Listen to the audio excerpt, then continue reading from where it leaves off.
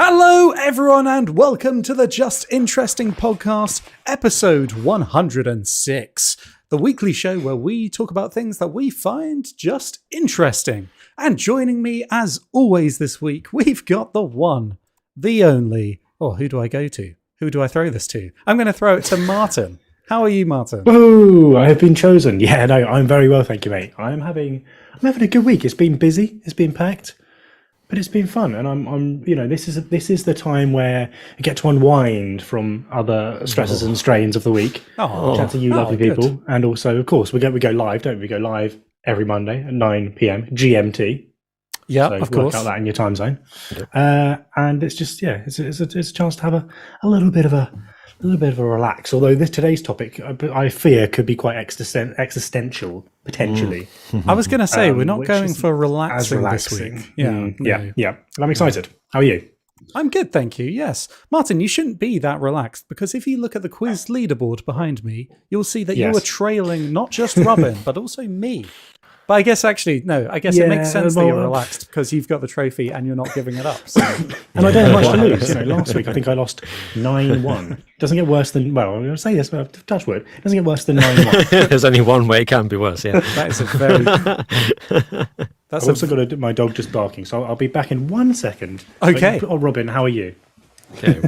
Martin has gone to see himself about a dog, so that's his excuse. I'm all right.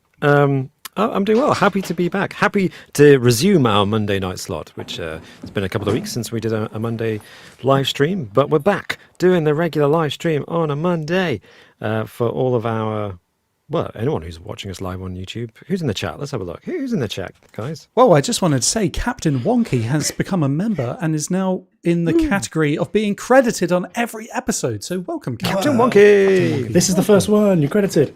Yes. Thank you so much. Thank you for tuning in.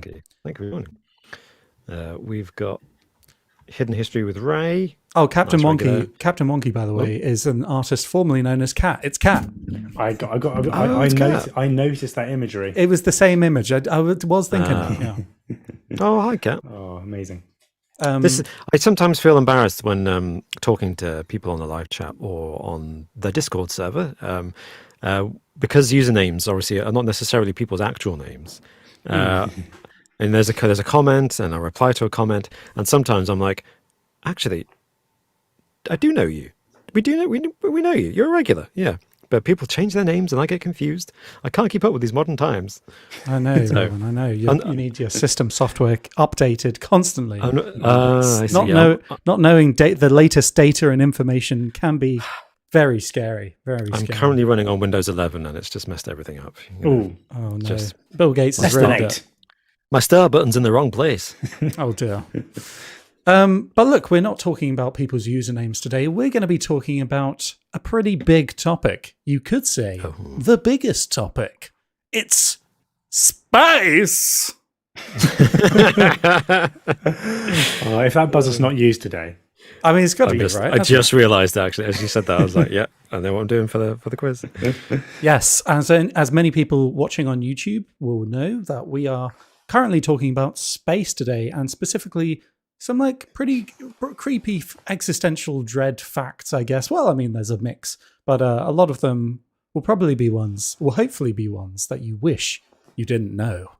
But let me just say as well, if you're listening to this podcast on a podcast platform like Spotify or Apple Podcasts, did you know that we host these live over at Just Interesting on YouTube?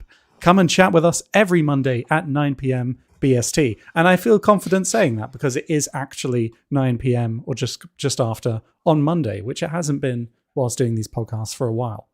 But yeah, I mean, you could join the amazing chatters in the comments right now. Like we've got, like Robin said, Hidden History with Ray, Captain Wonky, Raya Rubens in the chat, Kilgore Trout, Bushlight. We got loads of people, so you could be one of those cool people and join in as well. Fellas, before I get into this week's, what we've learned this week, of course, we've got to have a riddle. Would you like to hear a riddle? I would like to hear a riddle. Is it space themed? Oh. Is it? Quite possibly. The answer is space. Okay. If you do know the answer immediately, well done you, but maybe refrain from putting it in the comments just so Robin and Martin can have a little minute to think. They'll need a minute for this one. No, I'm sure they'll get it. I'm sure you'll both get it straight away. No. Okay, riddle me this. I'm sometimes full, but I never overflow. What am I? I'm sometimes Space. full. How many? I think we should have a running tally. How many times this podcast is someone going to do that? I'm never full, but I'm always full, but I never overflow. I'm sometimes full, but I never Sometimes full. overflow. What am I think I have an idea what this might be. Okay. Well, let us, keep your ideas in mind, and I'll let you know the answer at the end of the podcast. Okay. Now, before we get into our spooky facts about space, spooky facts about space, we need to learn what we've learned this week. So, who's got a good fact for me for what they've learned this week? Well, that's a bit. Well, I mean, good subjective, and it's not a space-related fact because we're getting into that later. Yeah, sure, that would be overkill.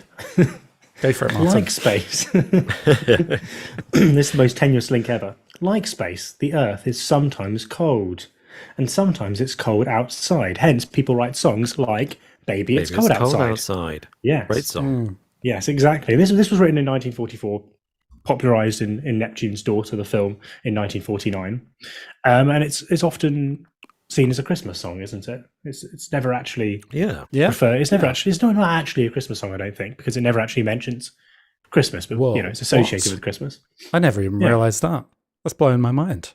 Yeah, I don't think so. I don't think there's anything in there. No, there isn't. It's just cold outside. Yeah.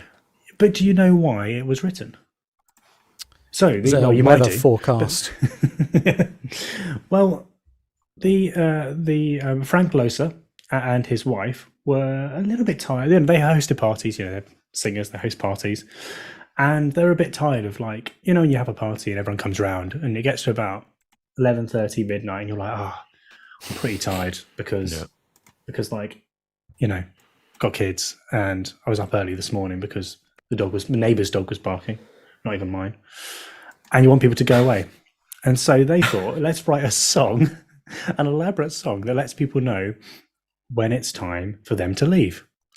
So they wrote "Baby, It's Cold Outside" and sung it at every party, probably in the summer too, let's be honest, to let people know when it was time to go. Get your coats and leave. That's a brilliant idea. I love that. That's great. Yeah, just write a song. Write a song. It does the talking for you, doesn't it? Just sing it. Yeah. So that's what I learned this week. That was that's great. A polite way of saying "get out of my house." Oh, that's nice. Song. Yeah, I like that. Yeah. If you had to choose a song to accomplish that same task, what would you choose? "Don't Stop Me Now" by Queen. Don't stop me now. Be sending a mixed message there, wouldn't you? Yeah, exactly. Well, I feel like "Baby, It's Cold Outside" is kind of sending a mixed message, actually, when you listen to the lyrics, isn't it? And so, I really must go, but baby, it's cold outside. You sing that lovely song, and then you end it with "Now get out." It's freezing out. I really can't stay. No, you need to go. What would be good? Yeah, "Highway to Hell." Just have a good journey home. That's a good one. Yeah. One-way ticket to hell and back. Surely it's closing time. Closing time. That would be the perfect one. Yeah. Yeah. Well, thank you, Martin. That was an interesting fact. Robin, what have you learned this week? Well, similar to Martin, I tried to find a fact. Well, I didn't know. I tried to think of something I learned this week that wasn't space related, but the thing that I learned this week that stayed with me kind of is space related, kind of. Okay. In the sense that we all know names of the planets in our solar system. The biggest planet in our solar system is Jupiter. Jupiter was king of the gods. Robin, you're ruining the quiz. No, I'm joking. That would be a very easy quiz question if that wasn't the quiz. Name all the planets of the solar system for every question of the quiz. So Jupiter is the Roman god, king of the gods, kind of the equivalent to the Greek king of the gods, who is Zeus. Yeah. Right? And I knew that, and I knew that the Romans borrowed a lot from Greek mythology and Greek culture because they kind of adored the Greeks and idolized them. But I often wondered, I thought, Jupiter is a weird name. What is Jupiter? Because you never come across that word anywhere else, do you? Yeah, that's true. Yeah. Yeah. So I looked it up, and apparently Jupiter, it is the Latin name for the god, but it's kind of broken down as etymology, is two elements, two other words put together, which are juice, pater. The juice bit is exactly the same word with a Latin kind of accent as the ancient Greek word Zeus. And in fact, in ancient Greek poetry, Zeus is often referred to as Zou Pater. Oh. And pater means father, and they think that the juice or Zou or Zeus bit of the word comes from the Proto-Indo-European word Dieu, to shine, and its derivatives such as the sky or heaven. So Jupiter literally means sky father, and so does Zeus. And the Hindu god Jaush or Jauspiter is the same word. Wow. This sky father, Zeus pater. And also Zeus in Latin became the word deus, which is the general Latin term for God, which is where we get the word deity from. And of course, throughout the history of Christianity, scholars and the church and the Bible itself were in Latin, and the word for God was deus. So for for the better part of 2,000 years, maybe 1,500 years at least, you got all these Christians praying in Latin to Zeus, which I thought was kind of funny. So that's what I learned this week. That's that's really interesting. Yeah, I never knew that. And it's one of those things that I've never even thought about. Yeah, Jupiter. Like, where does that word come from? Yeah, I just thought it was a strange word. Pretty strong on the etymology there, Robin. Pretty strong. You always come in. My pronunciation may have been wrong, though, for most things. I mean, apologies to anybody who knows how to pronounce these words. It sounded fantastic either way. So, I thank you. If it's totally wrong, then you had me fooled. You have to be convincing with these things. Like, say it with confidence. Earlier on the week, I went to my brother's graduation, and congratulations. let's just say that Goldsmiths University is an eclectic university with lots of names that it's very difficult to pronounce. And this guy was just banging out 300 names, and some of them were, multiple parts of the name with pure confidence. Doesn't matter if it's wrong; could be completely wrong. But the confidence he had to say those names was mightily impressive. I'd be so terrible at that job. I would not have the confidence to just say names where I don't know how they're pronounced. Yeah, there wasn't any. There was no fumbling at all. It was just. They must practice it a lot. Incredible. I wonder how many of them were like John Travolta's Adele Dazeem or whatever it was at the Oscars. I don't know that, Robin. You're gonna have to provide. You're gonna provide some more context to that one. John Travolta. Tell us the popular culture, Robin. Again, Robin's pop culture references going back 10 years now that I think about it. Because I think it was Frozen, wasn't it? They were performing the Let It Go at the Oscars. Oh, right. For Frozen, which is 10 years ago now. And John Travolta introduced Idina Menzel to sing it. And in the auto cue thing, he's staring at the camera reading the auto cue, and he just goes, the wonderful, the beautiful Adele Dazeem. That sounds like a buzzword. That sounds like a great buzzer. Yes. Yeah, that sounds great. Yeah. We need to kick off 2023 look it up. It's with great some new buzzers, I think. Get some, mix it up a little bit. Yeah, I might be able to bring a new one to the fore next time. We'll see. But a Dula Peep. For Dua Lipa. Oh, what's that? Dula Peep. What's Dula Peep from? I vaguely remember that. Dula Peep was, I think it was like a user anchor. It was like Dula Peep. Oh yeah, that was it. Yeah, I remember that. I can't remember the exact. I need to have a look at that one again. Yeah, all options. Well, guys, I will tell you what I learned this week, but before I do, I just want to go over to the comments. Remember the song idea that I was saying? What song would you choose to let people know it's time to leave? Well, Tamim Fanoush in the comments says, "Hit the Road, Jack." Oh, nice. Yeah. That's a perfect one. Great shout. Awesome. Yeah. And also, Captain Wonky says, closing time is about a baby being born / kicked out of the womb. And I didn't know that. I don't know if that's true. What? But interesting fact either way. Okay, right. Again, probably a great time to mention that. I don't fact check the comments on this podcast. So I'm going to trust that that's true, but that could totally be made up. Yeah, I'm going to reread those lyrics. And It sounds like the kind of pay thing that attention. could be true. Yeah. Yeah. Yeah. In which case, quite subtle and clever metaphor there. The Yes. unlike Turning Japanese, which is about orgasming. Oh, right. Wow. I'm just learning a lot about songs today. Yeah, there's a lot going on there. Yeah. Wow. Well, anyway, Okay. I didn't learn about that this week, clearly, but what I did learn about was about free diving. And that's kind of, I mean, it's not space, Okay. but it's also kind of wide open. The ocean is a bit like space, would we say? You can't It's a lot breathe in like it. space. Mhm. You Yeah, can't breathe yeah. in it. Lots of open Alien creatures, space. darkness. You're floating. You're kind of floating. Exactly. Oh. So I learned about free diving, and specifically the human heart rate of a free diver can drop as low as 11 beats per minute in order to preserve blood oxygen levels whilst they're free diving, which is crazy. Oh, Given what's the average per minute? what? Do you It's think like 70, isn't it? 70, 80? Yeah, it's something about like what was it? Between like 50 and 90 or something? There's like a kind of a range. Yeah, so dropping to 10 or 11 beats per minute. That's mad, isn't it? That's What? amazing. You think that'd be quite dangerous? Like, Yeah. just it's so like. Well, it's so out of- it's incredibly sick. dangerous. I don't Well, even free diving understand. is. But as in, how but the heart rate dropping that low must be dangerous, right? How- Not how just do the you free con- diving. control. I don't understand how you can control your heart rate. Yeah. I just can't even. I can imagine. How do you I can begin imagine to? controlling. Yeah. I can imagine, like, if you're really, really conscious of your heart rate. But I'm talking maybe slowing it down by, from it being quite high to then thinking calmly and slowing it down Right. by a few beats per minute, not dropping it to 11. I mean, these guys must have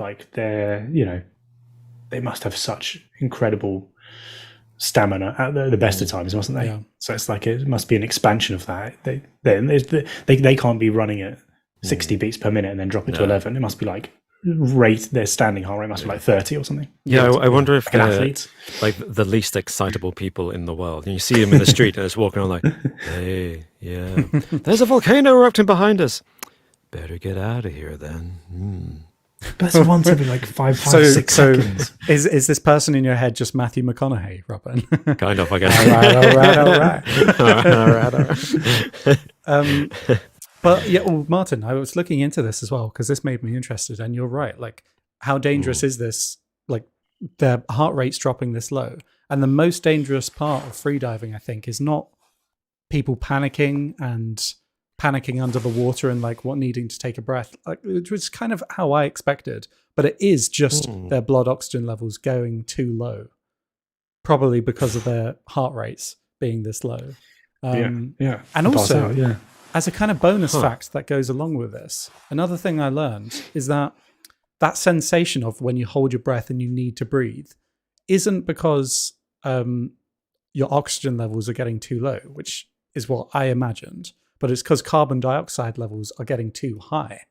So your brain responds to, like, makes the act of needing to breathe is about carbon dioxide levels getting too high as opposed to oxygen levels going too low. Right. There is a bodily response to oxygen levels going too low, but the actual like respiratory breathing mechanics is because of carbon dioxide levels as opposed to oxygen levels. And that's why inert gases like carbon monoxide, gases that we can like breathe in but can displace the percentage of oxygen in the air, are so dangerous because we just breathe as normal, whereas the oxygen levels are slowly being depleted, making them incredibly dangerous.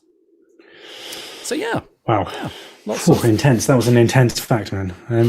It was, yeah. I'm just breathing now. Yeah, I can actually feel my heart beating right now. I feel a bit It's weird. getting faster. Yeah. Have you switched over to manual breathing after thinking about breathing for the last few minutes? Exactly. Yeah. How do I breathe? Yeah. Is it 2 in, 1 out? But that's really interesting because when you watch sci-fi stuff like Avatar, anyone who's seen the latest Avatar, there's you're introduced to some new Na'vi, which are the aliens of Pandora, and they've got some physical differences to the blue ones that we met in the first film. And if you're feeling cynical, you might look at it and be like, "Oh, that's a bit stupid. They're physically different, so they can swim more. That's really stupid." But Like Evolution, man. Yeah, evolution explains it, but also stuff like that, free diving and the pearl fishers, isn't it? Because it goes back hundreds, if not thousands of years to pearl fishers, people who would just free dive before any kind of scuba diving apparatus was invented. And they could only have learned through trial and error how to do that, right? Exactly. And that's just amazing that a normal, ordinary human being can adapt to that kind of thing. Mad. Very true. One day is we'll the have new people who've Avatar adapted worth to outer watching? space. Have you seen the new Avatar? On the big screen, yeah. If you're tempted to watch it, I'd thoroughly recommend it. I've seen it in 3D, and it's amazing in 3D. The film itself is good enough, you know. I think I mentioned it before, but I saw the first Avatar when I was pretty hungover at a friend's house on a small TV. It wasn't. It wasn't the. That was a terrible way to watch. Terrible way to watch. The way to watch that. That's not how you watch it. It's almost I not worth didn't watching really- when it's not on the cinema. Like, Well, that's it, and I definitely missed the cinema. What's it? The time frame to watch it in the cinema passed. So I have seen it, but that initial experience, everyone was like, "Whoa, man!" About how did you miss it, Martin? never came to pass for me. There were multiple cinema experiences. James Cameron just kept bringing it back to the theater. I swear it was in the cinema. I think it actually came down to me not really being that bothered. Yeah. One of the few. One of the few. In the chat, speaking of sci-fi, Swifto says, the sea and space both have whales. At least that's what Star Trek has told me. And then Camera Shy Coco replied saying, Star Trek is never wrong. Space whales. It's true. Do you whales, think space they must whales exist? Big time. I won't doubt it. Just in case. Maybe somewhere. I don't know how that would work as a... But I mean, maybe. Yeah, maybe. That's what I've got to add to this discussion about space and my scientific... A lot of things about space sure. are maybe, though, aren't they? Way. Anything theoretical about space is like good. Yeah, I mean, it's so massive. I mean, anything could be out there. Yeah, very true. That's the general rule of talking about space. Well, speaking of space, should we move on to space first, or shall we talk about some of the comments from the past week? Oh yeah, comments would be fun to respond to before we move into space. Do either of you have a comment that you'd like to raise? Or shall I say one? In fact, kind of space related. On a video, Philip commented on the video about the Apollo 1 fire that went up about a year ago now, I think. No, 2 years ago. Anyway, it's a video we made about the tragedy of the Apollo 1 fire in the 1960s. And Philip commented saying, they were wearing suits that should have protected them from the heat of space and fire, no? And I thought, good point. I think the crucial difference there is that although the astronauts in the capsule, which was on Earth when it caught fire and they were trapped inside and burned to death, heat is not quite the same as fire, right? And if you're in outer space wearing a spacesuit, it might protect you from the heat coming from the sun, which is 1 million miles away. But if your suit's on fire, I don't think it's the heat that's going to kill you necessarily, so much as the fire that's burning through the material you're wearing.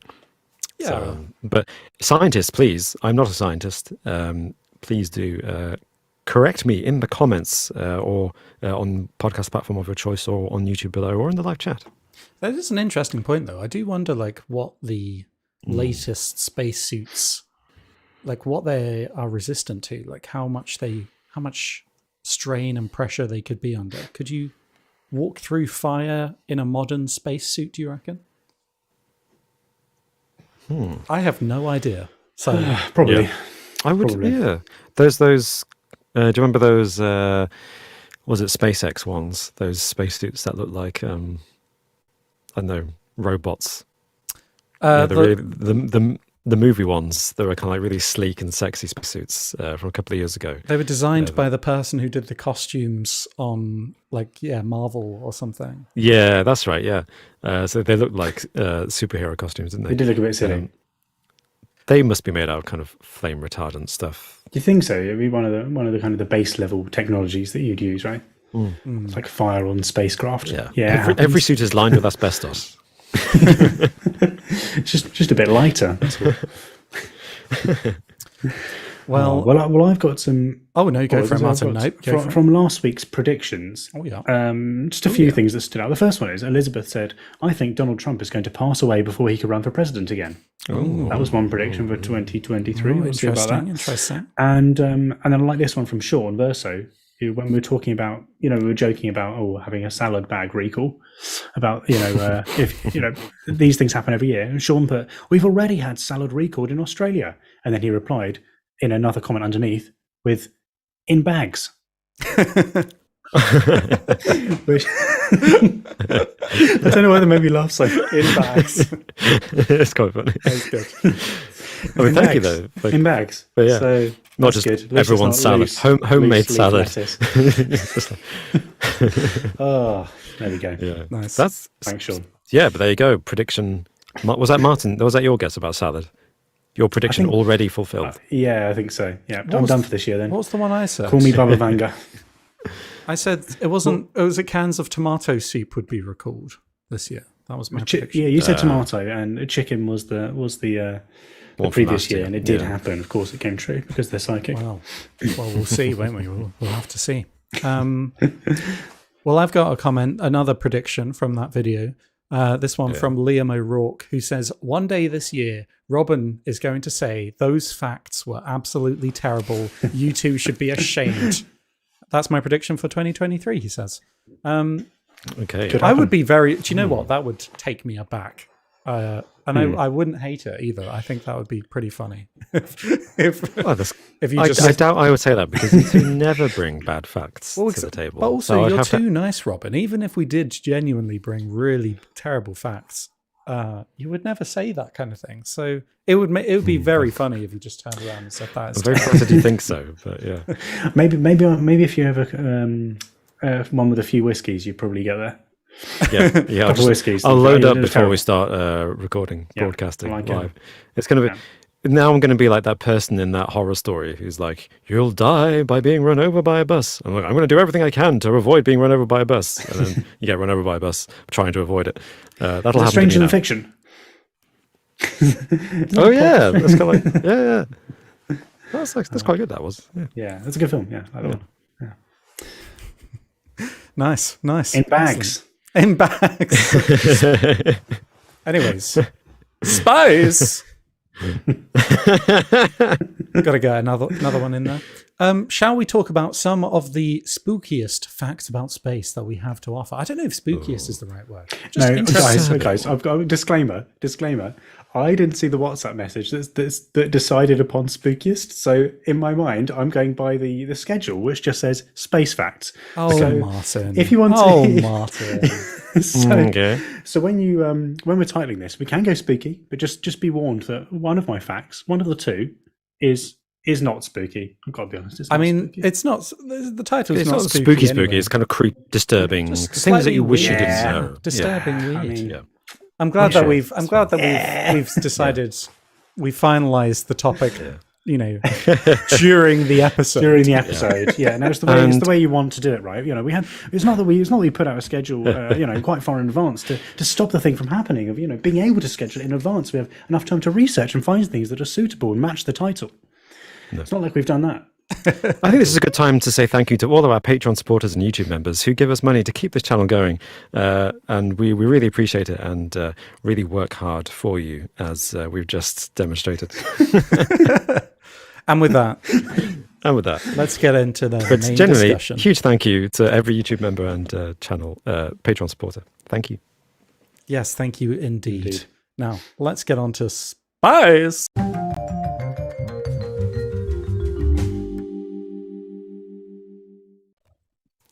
Fellas, welcome back. So we've got some facts each that we want to discuss. Should we take it in turns? Who wants to go first? I want to hear what Martin has. I'm very curious now. Do I start with? Do I get the non-spooky, non-terrifying, wish you did know fact? Yeah. Let's out of the way first. Let's ease into it, shall we? Okay. All right. Okay. So, have you ever wondered? I mean, when a kid draws the moon, right? They draw it either as a crescent moon, don't they? To the part of the moon that you can see from where you are on Earth, or they draw it as a full moon, which is basically like a circle, right? You see, a kid will draw like a circular moon. Well, did you know, and some of you might already know this, but I didn't know it, so I'm going to say it anyway, Okay. that the moon is not a circle at all. It's Say what? nowhere near a circle. It's actually shaped more like a lemon. No, it's not. What? No, it's not. Yeah. It's Well, but not, yeah, Martin. apparently it It's is. just What are you not. Apparently saying? it is. What are you saying? We're going to have to get a picture of this up on screen at some point because it is shaped more like a lemon. And why, you asked, why is the moon shaped like a lemon? Why is it shaped like this terrifying, disturbing lemon shape that, of course, is very much on brand with the title of this video? Sorry, Martin, just to interrupt. I've just Googled moon lemon shaped. And there's pictures of the moon, which is as we imagine as a sphere. And then there's one picture pictures of them. of it like Of literally shaped as a lemon. Yeah, yeah. And it's like, that's I'm- not how it's shaped. No. It's not, no. I mean, we're talking about some asymmetry here, right? Yeah. Like we're talking about, it's not actually a circle as people see it as. But doesn't that apply to all the celestial bodies, including the Earth? Aren't they all a come bit? on. But the Earth isn't like a lemon. This is more like a lemon than the Earth. It's okay. Just it's roll more- with it. Just more roll with it, lemony. okay? We're already Okay. picking holes in it already. Come on, when you're started. So what is the origin of this asymmetry? So the moon. Scientists believe that the moon was formed, debris was blasted into space, hit this planet-sized body into the young Earth 4.5 billion years ago, created the moon. And so the moon, way back when, was, of course, incredibly hot. And with heat comes malleability. So it was very malleable. And, of course, Okay. it was in a position where then it could be sculpted by the Earth's gravity. Oh. And so the gravitational pull and the tidal forces then helped to shape this molten moon. So under the surface of the crust was molten rock, which then, because of these forces of gravity, pulled it apart at the what's the word? The sides of the moon, the sides of this lemon moon, Yes. which then cooled down and solidified into this shape that, of course, is not a circle, but is more of a lemon shape. Which I'll Right, just say so again because I love the fact that I love you saying lemon. How many Yes, times lemon did you say moon. lemon? Lemon So- moon. Yeah. So when you said it, I was imagining it was lemon shaped top to bottom, but actually you're saying it's side to side. Yes, it's side to wider side. at the sides. Yeah, so the tidal forces pulling out this lunar crust outwards, stretching it out, heats up in certain places, cools in others, creates this bumpy lemon-shaped moon. So I don't know if you guys can see the YouTube stream, but I put a picture up. This is what I Googled when this is what the image that popped up when I Googled moon lemon shaped. So yeah, the The Earth's moon made of is cheese, not it's made that of shape. lemon. It is not that shape. But it's more like that. It's more like that than it is a circle. So there we go. Yeah. Lemon-shaped moon. Why describe Flower it moon. like a lemon shaped moon? Like I don't know that. lemon-shaped. I feel like that's incredibly misleading. It's not. It's basically a shaped lemon. Like a lemon. Admittedly, I have had some very kind of spherical lemons in my time, but I would say maybe a lime would be more accurate because limes tend to be quite round. Lemons are definitely I think it's in between kinda- lemon and lime. kind of more oval, Yeah. and More I a feel like 7-Up kind of this is what combination. this is the kind of thing that proves, scientists aren't always cool. Scientists can be just as nerdy and out of touch with reality as the rest of us geeks who sit inside and read facts and play video games. It's like scientists, looking at his telescope, like, oh, the moon, doing all these math calculations. It's not actually fully spherical. And the assistant says, oh, what shape is it? He's like, it's like a lemon. It's like, Doctor, Write it down, lemon. Write it down. Dr. Lemon Hater, have you actually had a lemon? It's like, no, but aren't they the shape of the moon? It's like, no. I think you're thinking of melon. That was Yeah. it, wasn't But it? There was a the typo in lemon the bit- scientific the journal lemon and no one bit- corrected them. The lemon bit's not necessarily the interesting bit. The fact that tidal forces pulled this molten moon apart 4.5 billion years ago. Molten moon. That's the interesting bit. Pulled it apart. No, pulled it. Pulled, stretched the moon's crust. Sculpted. Yeah, exactly. Has your crust ever been sculpted, Martin? Many a time. Okay. Thank you. Yeah. Nice. Well, that was an interesting fact. But That was really it's a shame interesting, I yeah. don't believe it for Terrifying. 1 second. But Yeah. no, that was. Robin, would you like to go next? I don't know how I can follow up that fact, to be honest. I think that was just way too interesting. But what I can do, maybe, is go a little bit more icky. Because one fact I'd like to draw your attention to is space adaptation syndrome.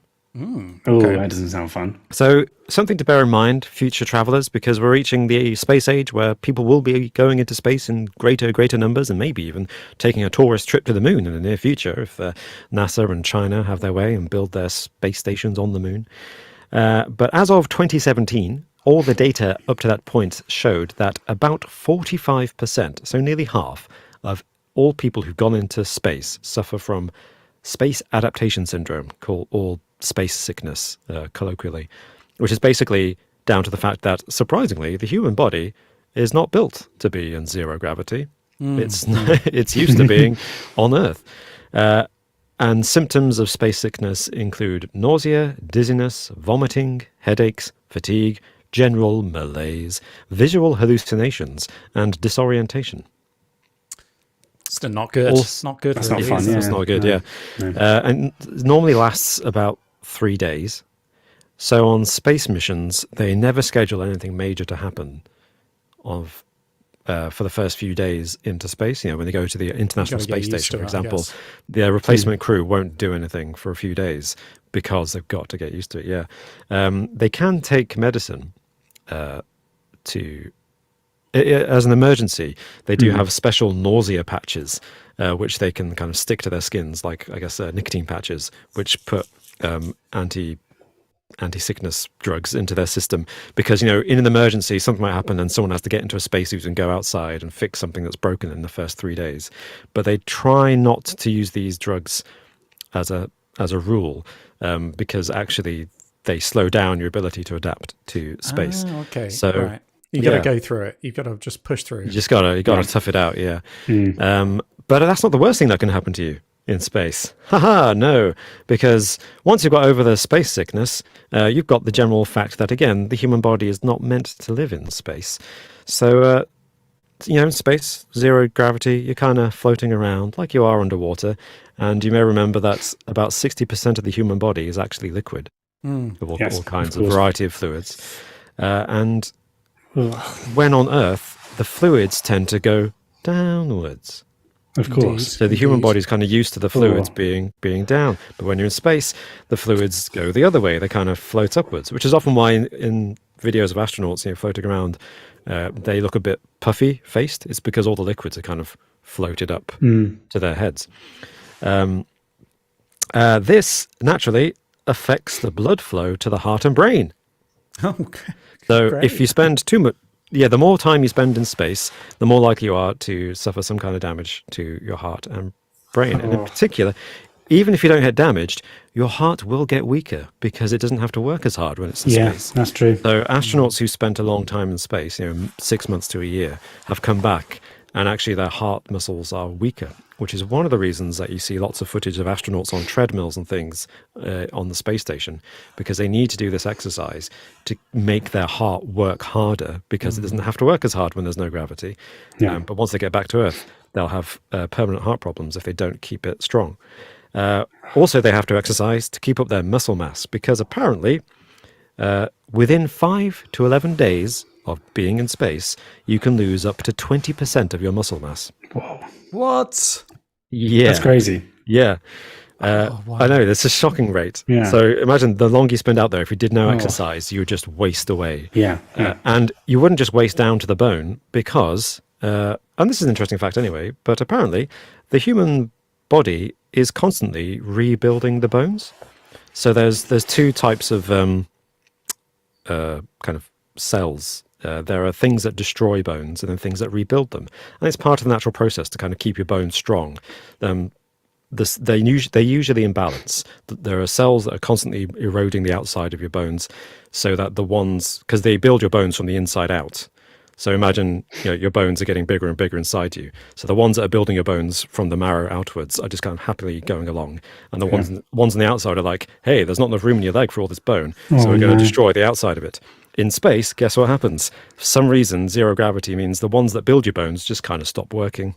So So that they still work, but at a much reduced rate. So the ones on the outside that destroy your bones are like, hey, all this no gravity makes our job easier. So they just keep going. And apparently it is every month in space, you will lose 1.5% of your bone mass. That's every month in space. Every month, 1.5% of your bone mass. That's too much. That's too much. You're right. This is icky. I feel weird. It's So if you're horrible. going on, like, I think the estimated, or the shortest trip that we could do to Mars when it's at its like closest to Earth, I think it's been estimated to be like 3 or 4 months. Or maybe I could be wrong. Maybe it was 7 or 8 months. Maybe it was nearly half a year, like that. So that would be what, like 5 to 10% of someone's bone mass. Yeah. Just going one way. And if they didn't exercise, that's 20% of your muscle mass lost in the first 10 days. So if that rate continues, if you didn't do any exercise and eat your calcium in your pouches, your ration pouches, you just waste away before you get to Mars. In fairness, why don't we send? I've changed my mind. If you go to space, if you go to space for free, would you go? Yeah, of course. Yeah, maybe not. Maybe not. I mean, in fairness, though, there's a lot of problems. The problems that you've described so far seem to be related to the microgravity. So I guess the solution, like long term, people are aware that you would need a kind of artificial gravity, wouldn't you, for like long duration trips? So I guess that would help with all of those kind of issues. True. Whether we can do that or not, though, that will remains to be seen. We need to make one of those 2001 ones that go round in a circle. You know, the running. Yeah, I mean, I think that is generally accepted to be the most practical way of generating artificial gravity, just to have a spaceship that spins. Yeah. Interesting. I mean, of course, there's radiation. Well, there's radiation as well, Robin, and that's the kind of big one that I guess they would be super difficult to solve for long duration space missions with humans. How do you stop? There is a potential solution to that. Oh, go for it. Or is this your fact? Have I ruined your fact? No, you have. You haven't. No, go for it. So they currently there's a type. Sorry, I can say you've been being an innovator here, Robin. Are you solving a problem that's plagued? I've solved this myself. No, there's because I'm a big fan of mushrooms. So I was regular mushrooms, no magic ones. I was going to say regular ones. So this is a couple of years ago. I was looking into exotic mushrooms. This sounds so stupid. I was looking into kind of different. I was looking at mushrooms. Okay, you're doing some research on exotic, crazy mushrooms that can give you. There's a kind of so it's not really a mushroom, but it's part of the mushroom family. There's a kind of fungus. You know, Chernobyl. All the radiation there has mutated all the animal and the flora and fauna, but particularly the plants. And there's a type of mushroom, which is more like a fungus, that has survived in the Chernobyl area, and they've studied it, and it seems like it eats the radiation. Ooh! So there's a proposed solution would be to basically cover spaceships in this fungus, to have this outer shell of fungi all over spaceships to then kind of absorb some of the solar radiation to protect passengers for long duration space journeys. Wow, that is 3 cheers insane. For Chernobyl. Yeah, I know. Little did they know. Wow, that would be a crazy innovative solution if that works. Yeah, amazing. If it works, only one way to find out. I'm sure there are multiple ways to find out whether that would work. Just get on a ship and go to Mars and hope that the mushrooms outside the spaceship are helping keep you safe. Is it working? They just turn back, just someone just like loads of boils over their face. Not really. Oh dear. Dark. Okay. Well, I've learned a fact this week, going a little bit further out than either of you so far. This is a little bit kind of big universe stuff. So there's a thing called dark flow that I learned about this week. I think doctors have a prescription for that. Hey, got him. Basically, between the constellations of Centaurus and Vela, there is something pulling groups of galaxies towards it. There's a mystery thing too far away from us to see, but we can observe galaxy clusters moving towards this empty bit of space, and we don't know what's causing it. And it's moving there at an extraordinary speed. And scientists have speculated that this thing, whatever it is, could essentially be so big that it's tilting the entire universe. Which is mad. It's mad. Things that we don't understand, massive, and it's somehow tilting the universe. What? So, yeah. What does that tilt of the universe? What does that even? That's almost impossible to comprehend. Tilting of the universe.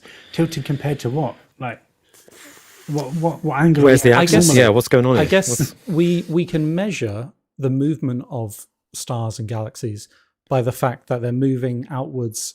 That's how scientists know about like the Big Bang and stuff. Things all are expanding at a ever increasing rate, aren't they? Outwards in a kind of uniform direction for the most part. And that's why this is weird, I guess, because things are being diverted off course to a specific region that we can't see what's there because it's too far away. And things are moving towards it. Oh my gosh. So yeah. This is like Never-Ending Story with the Nothing, or The Fifth Element with Pure Evil, that pure black planet that just careens through the universe, destroying everything. It's like it's Galactus eating the universe. Yeah. So there was a recent finding by Sasha Kashlinsky at NASA's Goddard Space Flight Center in Greenbelt, Maryland. They found, a group of galaxy clusters moving at extraordinary speed towards a small patch of sky between these two constellations. And they called it dark flow. And there's no real reason why they should be moving at these speeds towards whatever this is, unless there's some strong pull from something beyond the visible horizon of where we can see. Interesting, though, this is quite old now. Well, like this is a decade old. So I wonder if the James Webb Space Telescope can shed some light on whatever this is. I don't know. I don't think there's been any update on this yet. But I wonder if this is a kind of space mystery that may be solved somehow.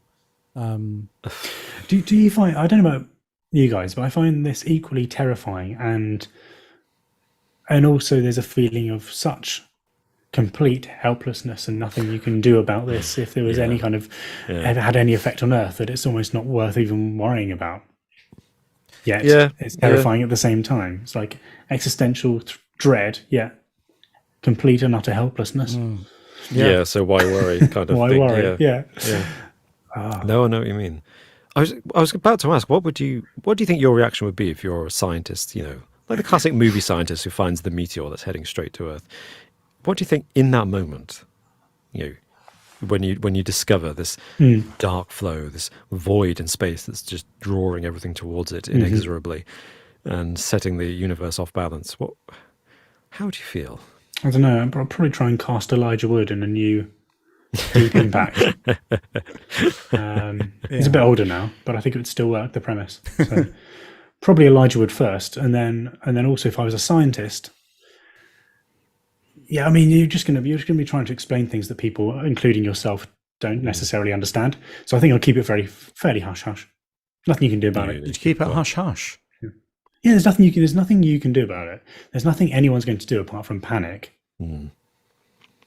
Why are you a scientist, Martin, in this hypothetical scenario? If you're trying to uncover secrets about the universe and gain, scientific insight, but just for yourself, not to tell anyone else. I'll tell the scientific community, but I'm not going to tell everyone. Come on. Okay. There's people who think the Earth's flat. Just imagining all your colleagues. I was like, so what's Martin's project? Oh, he's looking for the void that will destroy the universe. Okay. One day Martin doesn't come in. Like, where's Martin? No, everything's fine. Next day doesn't come in. Like, has he found it? Has he found it? Quick, grab his notes. He's just sold all of his worldly possessions and is in Barbados or something. Imagine the amount of questions you'd be getting from people. Yeah. So when's it going to? I don't know. But what's going to happen? I just don't know. I'm sorry. I just do not know. Ask someone else. There's no one else. Fine. Yeah. No. It's maybe just the scientific community isn't for me then, perhaps. Yeah. What's what's Brad from Essex going to do in retaliation to this? Whoa. What's with the drive-by for people from Essex? Hey. People I go had to go straight to Essex. Sorry, Alex. But back to this fact for 1 second. Because there are some interesting suggestions as to what this could be.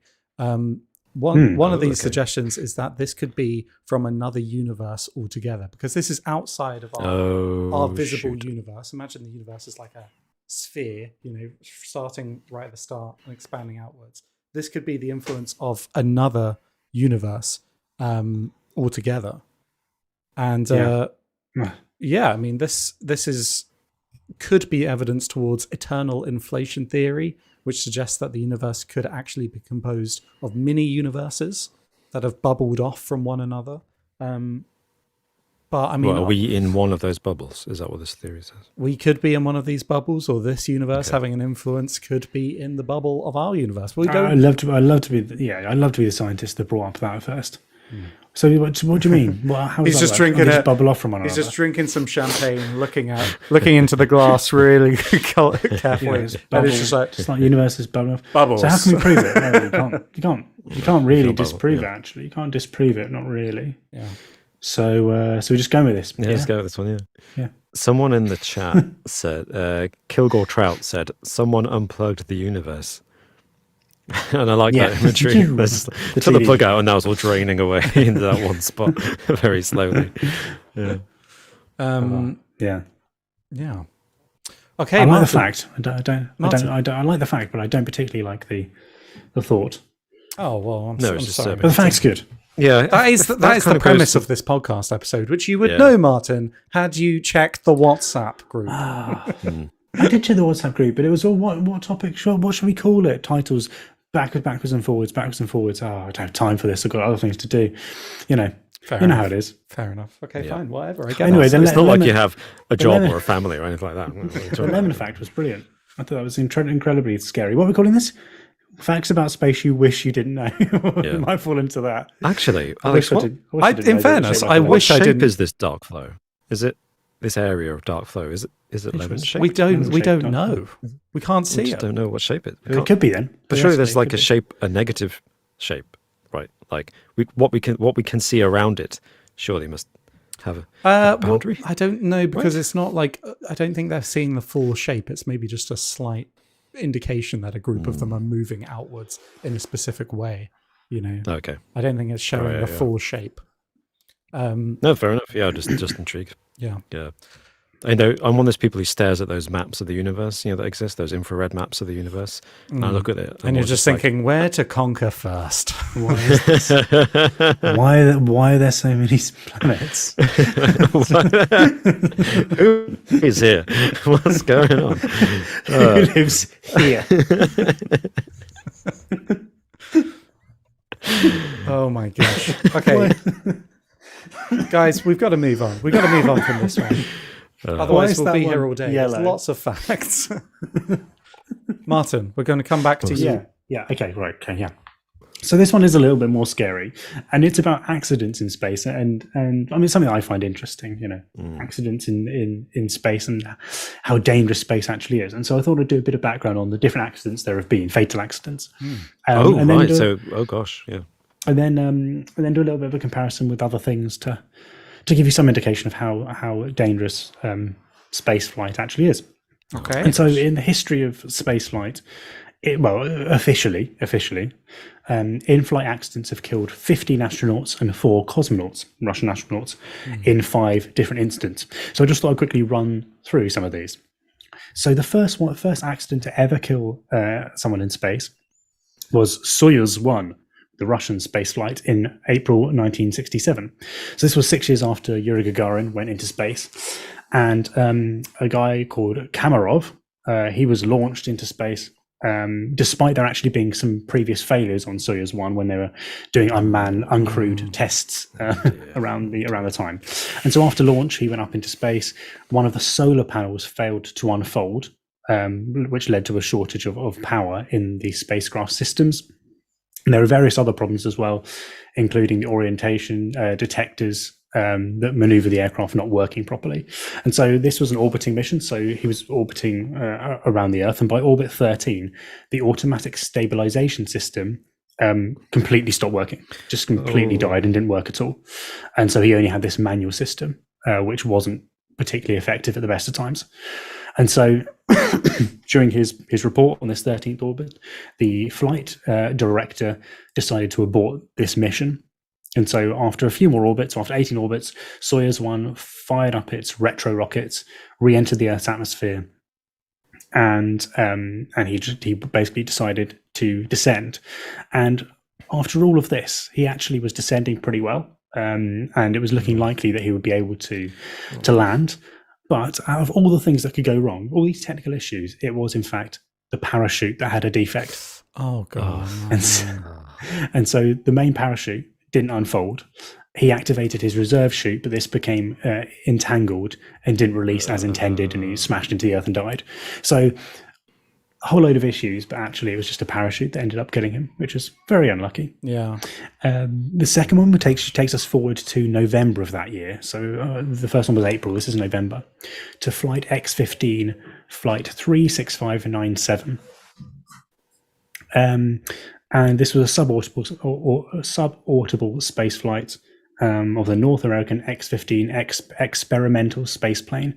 So it's basically a plane that was doing different tests, testing out the capabilities of aircraft.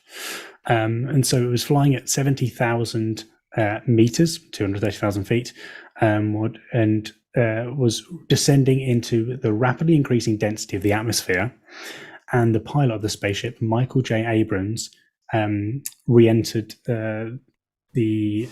entered a Mach 5 spin, which is like a type of spin at high velocity, 5,300 kilometers per hour.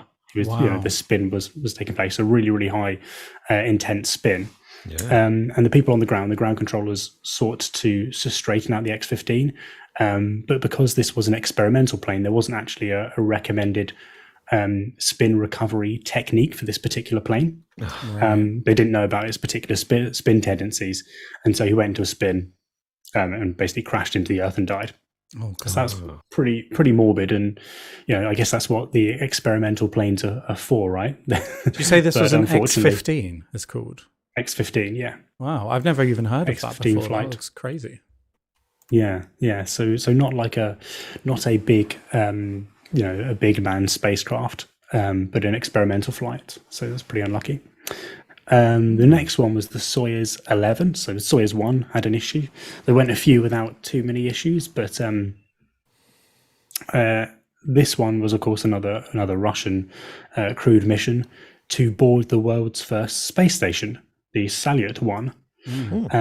And this particular crew, a crew of 3, they arrived at the space station in June 7th, 1971, and left it just a few weeks later on June 29th.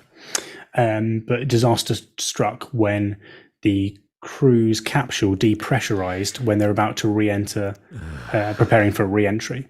And unfortunately, and quite sadly, the guys on the ground didn't realize that disaster had struck until they came across the capsule, opened it up, and realized that the 3 men inside the capsule had died. Oh, no. And this was actually technically the only disaster to happen actually in outer space, as opposed to, as a result of launching within the Earth's atmosphere. re-entry. Oh, I see. Yeah, Right. yeah. And so, according to a bit of an inquiry, they traced a fault in a breathing ventilation valve located between the orbital module and the descent module that had opened up and separated. And the autopsies in the particular military hospital found that the cause of death was hemorrhaging of the blood vessels in their brain, with bleeding in their inner ears and nasal cavities. So basically, they'd become a vacuum, and there hadn't been any oxygen in their bloodstreams. So their blood vessels burst. Just pretty horrible. So that was 3 more down. I'm physically kind of twitching at this. This is horrible. Oh my God. I know, it's a bit grim, and it's kind of like a bit of a list of disasters. You say, sorry, that was the only recorded incident of like a disaster in space itself? Yes, actually properly in That's interesting. space. Though. I didn't So, realize that. There was. I thought yeah, it had only it's been one. I think we were supposed to say the only disaster in space. Space. exactly. I was going Space. to, Robin, but I didn't want to appear insensitive. But Oh, thanks, man. But R.I.P. I thought I'd try to lighten the mood. Probably the most famous one on this list, and I think it was actually a Netflix doc about it a few months ago, was Challenger in 1986. So it was a little while actually before there were any major issues.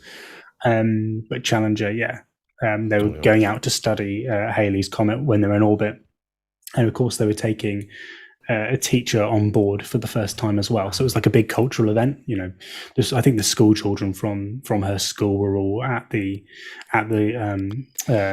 Cape Canaveral, weren't they? All just watching on as this disaster happened. So really, really sad. But it broke apart 73 seconds into its flight, killed all 7 people on board.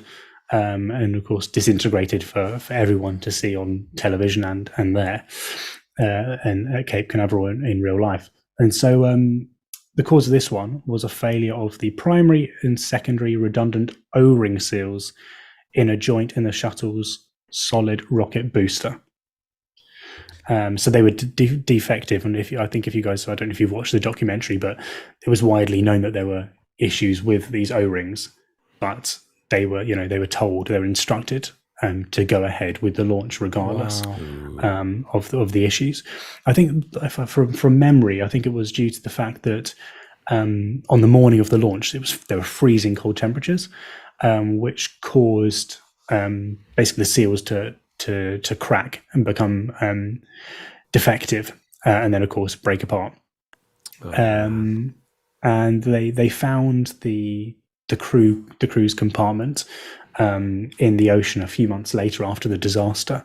I think it was actually discovered that some of the crew might have actually survived the initial breakup, and then actually died on impact with the water, which is a crazy thought considering, when you see the pictures of it all breaking up, people actually had survived. So pretty horrendous, terrifying as well. And, like you kind of hope that they would have just died on the initial. Yeah, I know, right? Yeah. Or at least they might. At least they died on impact. I thought you were going to say that they'd survived for weeks alone in the ocean or something. But... No. I think on impact is the theory. And then the only other one was a few years later. So that was 1986. A few years later, in 2003, with the Space Shuttle Columbia, disintegrated again upon re-entry. Upon re-entry rather than leaving the atmosphere, killing all 7 members of the crew. The investigation concluded that there was damage to the orbiter's left wing during the launch of the STS-107, which fatally compromised the vehicle's thermal protection system. So it seemed like when it was launched, there was damages to the thermal protection system, which meant that when it re-entered into the atmosphere, of course, extreme temperatures, it wasn't capable of surviving. The heat shield, heat and the pressure. Yeah, exactly. Yeah. Oh man. So there we go, and that of course led to the eventual retirement of the space shuttle program a few years later in 2011. It was kind of the last nail in the coffin. Yeah, they're like, this isn't really worth it, both financially and also the human cost of it too. The space shuttle is an amazing vehicle, and it's one of the coolest things ever, if not the coolest thing we've ever done. But it was way too dangerous, like as a kind of space vehicle, I think, and the cost involved in it was astronomical. And a lot of these, there was scientific research and data that, of course, was lost as well. Right, you're losing the human cost, the scientific cost, the PR cost as well. These people are. I mean, when you look at the amount of people that have died on manned space missions, and this is what I wanted to come on to, it's just over 2.5% in the history of space travel. And of course, it's becoming safer and safer each year. So you'd expect that number to go down. Okay. But that's still a pretty high percentage of people that have died. Yeah, that is, isn't it? If something goes wrong, it really, really does go wrong. And I wanted to quickly have a look at how that kind of how does that compare to other bits things and pieces. Okay, so skydiving. Any guesses for skydiving? I mean, we're going for like, you can go for one in however many. So, like over the course of like a lifetime, or like over This is one per jump. skydive. So if you're to skydive, what is your chances of dying? I reckon it's 1 in a million. Okay. I go higher, 1 in 1,000. Okay, it's 1 in 100,000. Oh, fair enough. Skydive. Okay, right, okay. Yeah. Climbing Everest. Any guesses for climbing Everest? That must be quite high, because quite that must be high, really yeah. high, right? 1 in 150. Yeah, 1 in 500. It's approximately 1 in 80. Oh, what? Ooh. Yeah. Wow. Okay, I'm not going to climb Everest. there's another mountain called is it Annapurna? Is it Annapurna? I think that's like Annapurna, one in, yeah, that's I think it's about 1 in 4 people die on Annapurna. What? It's like crazy deadly. But only like Yeah. out of people who have summited it, that is.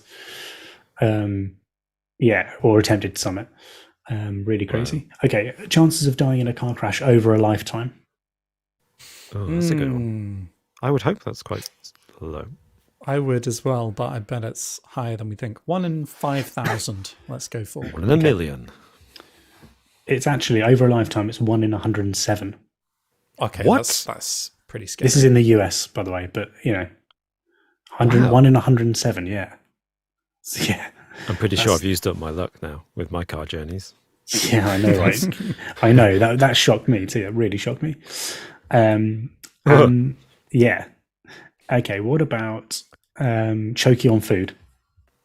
We're getting a bit away from space here, but I think it's kind of interesting. Yeah. Choking on food. Quite high, isn't it? Does this include infants? I'm sure it will do. Because they're pretty prone to being dumb. 1 in 2,000. 1 in 500. 1 in 2,745. So pretty close there, Alex. Oh, wow, well done. And let's go for last one. Let's go for hornet, wasp, or bee sting. What, just like a hornet wasp, or just dying from it? Dying from it, or just a bee? Yeah. Oh, dying from it. So I guess having a reaction to it. Yeah. One or being in, stung by so many. 1 in yeah. 1 in 70,000. I was going to go for 20,000. Okay, it's 1 in 57,825. So both of you are not too far off. In between, yeah. So there we go. So chance of dying in space, 2.5%. What's that? 1 in 40. So just give some context to that is still where we're at. Pretty dangerous. Yeah. That's pretty high. Yeah. But I mean, based on the fact, like those stories that you've told us, Martin, it does seem like the shuttle accounted for most of that, or a lot of that. Yes. Yeah. So, especially due to the fact that everyone will die on that. If something goes wrong, all 7 people or 8 people will. That's the problem, isn't it? Yeah. Yeah. So you got like the designer of the space shuttle is looking at the Russian spacecraft and be like, "Hold my beer." Yeah. Oh well, thank you. Obviously, that's a joke. That was a bad joke. But yeah, that's deeply sobering. Deeply sobering. Yeah. Sorry. That was pretty dark, actually. It was a little bit more upsetting than I thought it was going to be. By the time we got like halfway through those air crashes, I was just like, oh man, there's only 5. There's only 5, but this is depressing. It's depressing as shit. Yeah. But I mean, I guess the positive there is that, like you said, it's getting safer and safer every year. That's true. Soon it'll be safer than cars. Humans are being sent up, I guess so. More and more in different vehicles as well, a broad range of them. So yeah, and the shuttle has been retired. So fingers crossed, it's just going to get safer and safer. Yeah, hopefully. Yeah. Okay, Robert. Well, my next fact actually is kind of related to Martin's in terms of ways you can die in space. Good. Which is, I didn't know until researching for this episode that you can drown in space. What? Ooh. Yeah. How do you drown in space, Robin? Exactly, that's what I thought. But actually, it's kind of obvious when you think about it, and it nearly happened. On July the 16th, 2013, an Italian astronaut called Luca Parmitano was doing a spacewalk. And obviously, if you're doing a spacewalk, you're outside, you're wearing your spacesuit. Spacesuits are pressurized and they're sealed, and they're sealed right up to your neck, so that the helmet, once you put your helmet on, your head is completely sealed off from everything else, right? When you're outside, you're exposed to the sun. So spacesuits have water built into them as both a cooling system and in case you need a drink. A little straw coming out to the astronaut's mouth whilst you're outside. But if you get a leak in your spacesuit, and this is what happened to Luca, he was doing a spacewalk. It was scheduled to last 6.5 hours, but only lasted about 90 minutes because he had a leak in his helmet, and 1.5 liters of water poured into his helmet, covering his mouth, his nostrils, pouring into his ears and into his eyes. That's how high it got. Oh my God. Before, yeah. And obviously he wasn't able to communicate because his mouth was full of water, or he was trying to not swallow the water, rather. So he just made it inside, thankfully, because the other astronauts who were out on the spacewalk with him got him into the airlock and through the airlock in time. But it got so bad, the only way he could think of to get the water out so he wouldn't drown is to use the emergency release valve on the helmet, which obviously just depressurizes the whole spacesuit and you would die in the vacuum of space. So it's a scary thought. Wait, so I'm sorry, he used it. What do you mean? Wow. He was tempted to get the water out. He was going to basically open his helmet by releasing a depressurization valve. But obviously he would have then just died in the vacuum of space, as Martin just described those astronauts did back in the day. So it's a lose-lose. If you can't get back inside the spaceship and you have a leak in your spacesuit, you'll drown or you'll die. What would you pick? God. Well, here's the thing. I was thinking, like, he must have had such a cool head to resist doing that thing, to just try to, whilst the water is rising and covering his eyes, he's making his way back to the airlock and somehow signaling for help, I guess. That's crazy, yeah. Because how else do you tell people that something's wrong? And yeah, that's where training and keeping a cool head, because I think I would panic. And because I think even just being in a spacesuit must be quite claustrophobic, similar to being underwater in a diving suit. But at least with that, you can swim up to the surface and take the mask off and gasp for air. But in a spacesuit, you're out there for hours on end, just in this suit. Have you seen I think it might have been a Netflix one, the documentary of the divers, and they're down doing some repairs. Deep sea divers. Oh, they're cool. They're doing repairs and something goes wrong. Have you seen that documentary? No, I haven't seen that one. I'll scout it out for you. I'm not going to give anything away, but I'll scout it out for you. It's it's one of those that's terrifying, but also quite I'll find it for you guys. If anyone in the comments has seen that one, I'll chuck it in the YouTube comments. But there's a really, really good documentary. But it's basically that. It's like underwater, miles underwater, and not being able to breathe. Send that through, Martin, and I'll make sure that I definitely avoid it like the plague, because that's something I'm definitely not going to watch. But horrifying. It's called Last Breath, I think. Oh no! Oh, gross. No. Yeah, it's really good.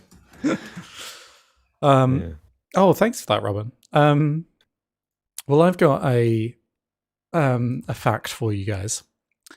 So if he had decided to pull that lever, Robin, and experience the vacuum of space, as he was, taking his last breaths, he may have realized that space has an unusual smell. Space smells, which is weird, isn't it? You would, you just kind of think there's nothing there. What does it smell of? But astronauts who have gone on spacewalks consistently speak of space's extraordinarily peculiar odor. Obviously, they can't smell it while they're out on spacewalks, but when they come back in the airlock and they take their helmets off, they smell like their jackets, like the outside of them, and they say that there's a really strong, distinctive whiff of space, and the odor clings to their suit, helmet, gloves, and tools. And they describe this as like an acrid aroma of seared steak hot metal and welding fumes is how they describe it. Okay. What? So, Wow. yeah, That's strange. they said. What is it? Well, they said they can't really describe it. Well, I mean, it's probably from clinging particles, just in space, clinging to the things, clinging to their spacesuits. But yeah, astronauts have described it. So Kevin Ford said, "It's something I have never smelled before, but I'll never forget it." It's hard to describe the smell. It is definitely not the equivalent of the palette of sensations of some new food as tastes like chicken. The best description I can come up with is metallic, a rather pleasant, sweet metallic sensation. Rather unpleasant. Rather pleasant. Pleasant. Okay. Oh, okay. It reminded me of my college summers where I laboured for many hours with an arc welding torch, repairing heavy equipment for a small logging outfit. It reminded me of pleasant, sweet-smelling welding fumes. That is the smell of space. Wow. Which is weird, isn't it? Space smells. Must be ionized particles of stuff. Yeah. Weird. Yeah. How disturbed would you be if you're an astronaut, you smelt that smell, you come down to Earth, and 10 years later you wake up one morning and you can I can smell space. Space. Oh, there's a missed opportunity there, Robin. I can smell space. Excellent, Robin. Well, Martin, you've No, you had two big facts, didn't you? Lemon's deadly space missions, and that's enough space for me You today. tapped out. Okay, Yep. Okay. Robin, I believe you've got another one in the chamber. I do, and I have thought I'd end on a high note. Okay. And by that I mean a terrifying note. So we all know about black holes, don't we? Everybody's heard of black holes. Of Well, course. they're formed out of the death of stars, and they're usually localized to the solar system. So, for example, there's a supermassive black hole at the center of our galaxy, and it'll always be at the center of our galaxy, and everything orbits around it because it's incredible gravity.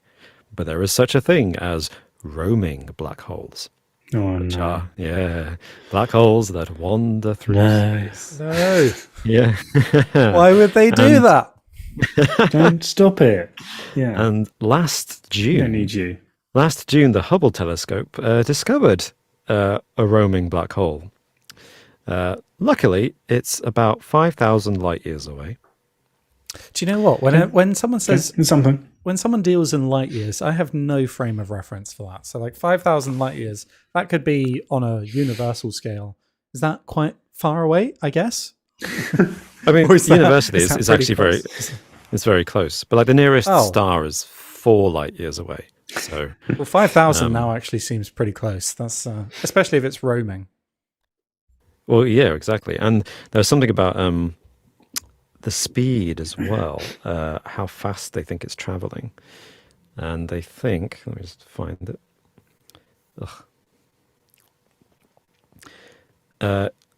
They think it's traveling across the galaxy at 100,000 miles per hour, which would be fast enough to travel between the Earth and the Moon in less than 3 hours. Okay, And so pretty faster than quick. Pretty fast, and faster than most of, because all we travel through space as the galaxy spins, and it's actually traveling faster than all the stars in our region of the galaxy. Yikes. So it could actually overtake stars and reach us eventually, but they don't know its trajectory yet. However, statistically, scientists have worked it out, and chances are there's a roaming black hole as close as 80 light years away from Earth. that is not far. Yeah, it doesn't sound as far. It's not pretty far, close. yeah. And of course, there's every chance that we won't be able to see it coming, because unless it travels in front of another star and bends the light around it, we pick it up on a satellite or a telescope. We can't know if a black hole is there because it's black. There's no light coming out of it. So we would only be able to know if it's arrived when it starts destroying the planets around the solar system. But it's apparently because the gravitational pull of a black hole is so great.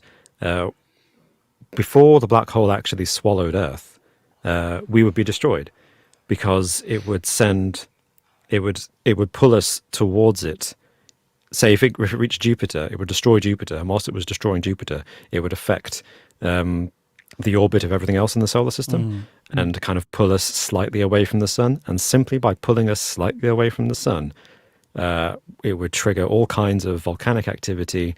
The Earth would just explode as all the volcanoes erupted all at once. All the plates, tectonic plates, pulled apart and got swallowed up by magma and deep crevices of canyons and things, and tsunamis and all that kind of stuff. It would be a global natural disaster and just destroy the Earth before it even got close enough to swallow us, as black holes like to do.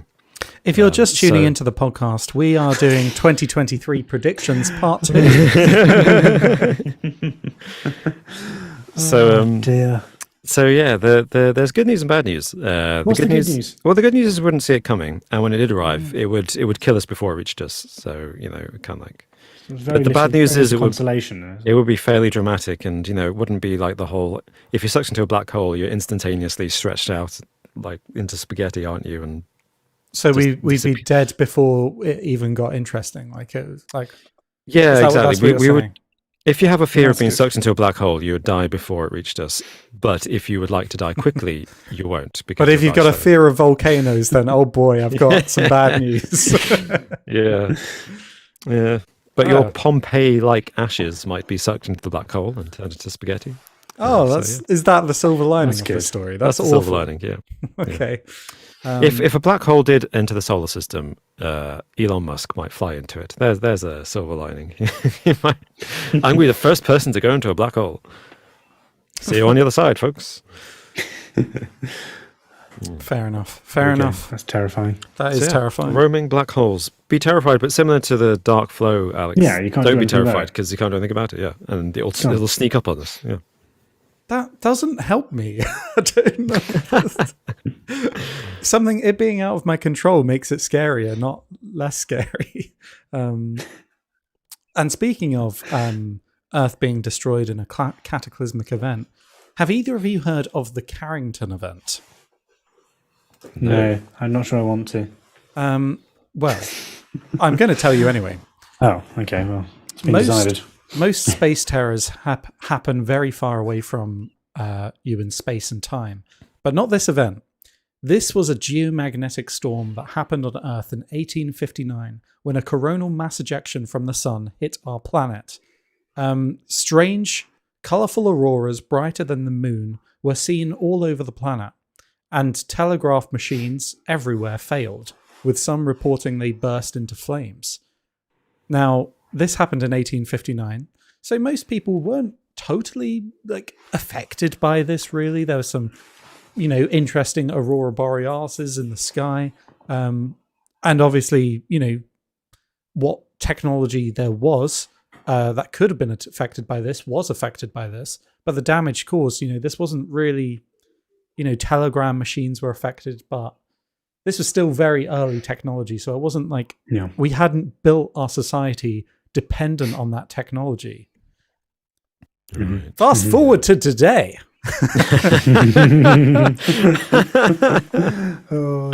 If a similar event that happened in 1859 happened now, our entire power and communication grid would be knocked out in an instant. And there have been some estimations for what the damage could possibly cause if this was to happen again. But good thing that this is only a once in 150 year, incident, right? Oh. No, it's not. It has happened since then and has nearly one event. A Carrington class solar superstorm was observed in 2012, and its trajectory only narrowly missed Earth. Wait a minute, that happened. That was the movie, 2012. That was like solar flares that triggered the end of the world according to the Mayan calendar. The movie was right. Wasn't far off. The Mayans were nearly right, but the trajectory was slightly off. A less severe storm also occurred in 1921. 1960, when widespread radio disruption was reported.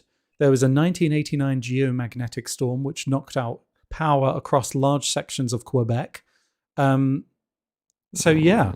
And in June 2013, a joint venture from researchers at Lloyd's of London and Atmospheric and Environmental Research in the US used data from this event to estimate the cost of a similar event in the present to the US alone. So, Can we guess? do you guys want to have a guess at what the cost would be of the Carrington event today? In the US alone? In the US alone. $9 trillion. I was going to say $3.5 trillion. Well, Martin is closer. So at the conservative estimate, like the lowest possible estimate, if it really was less bad than we were expecting, was 600 billion, up to, or 698 billion in today's money, up to 3.02 trillion in 2022. So Martin, you were very close.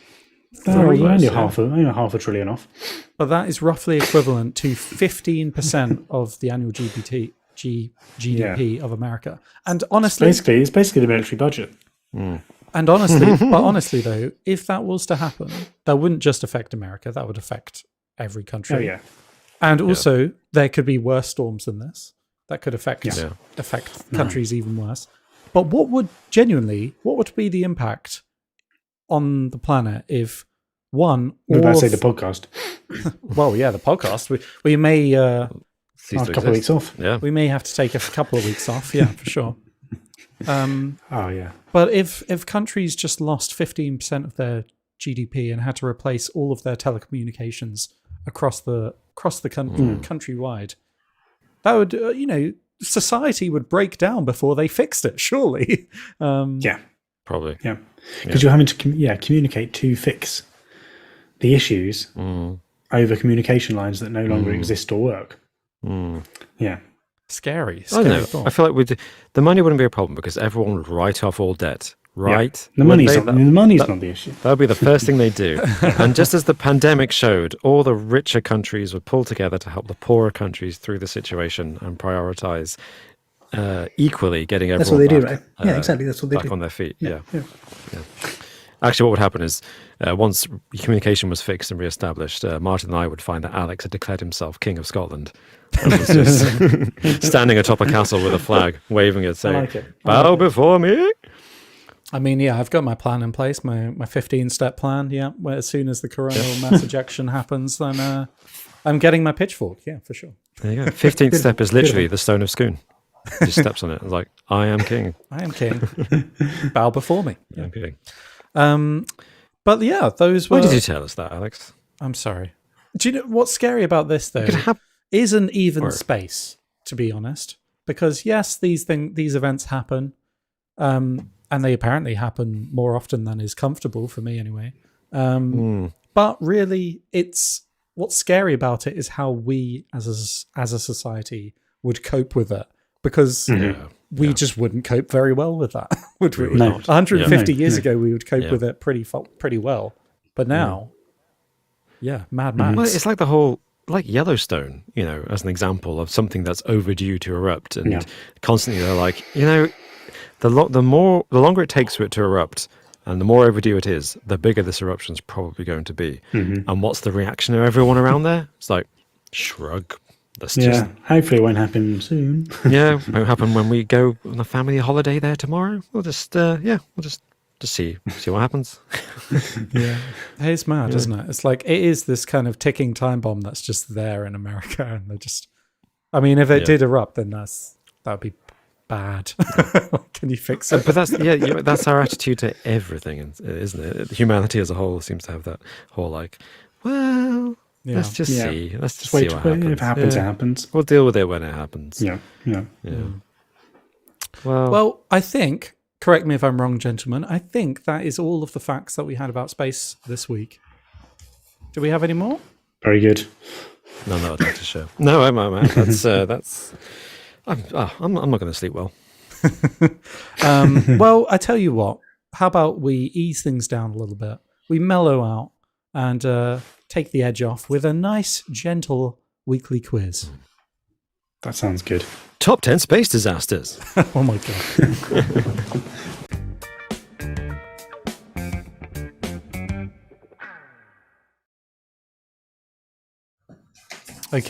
Okay, we are back in the room. Oh, Back in the Martin, room. You good?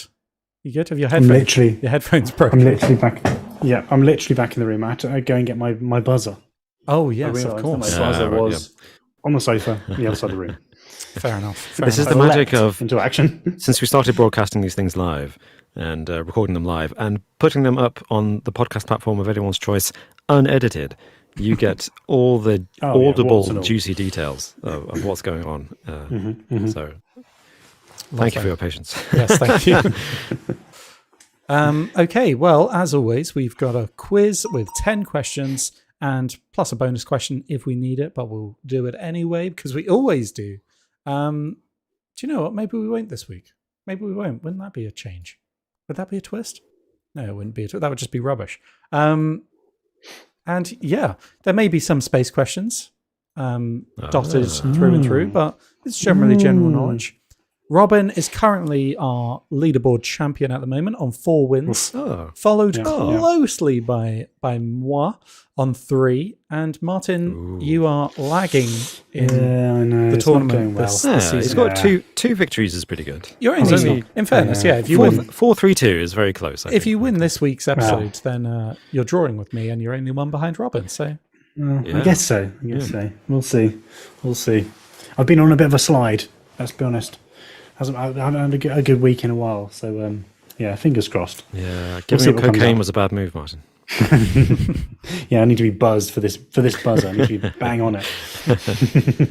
And speaking of buzzers, let's hear them. Robin, what have you gone for this week? I have a feeling I might know what it is. Really? Well, hopefully I haven't stolen Martin's thunder because I have chosen...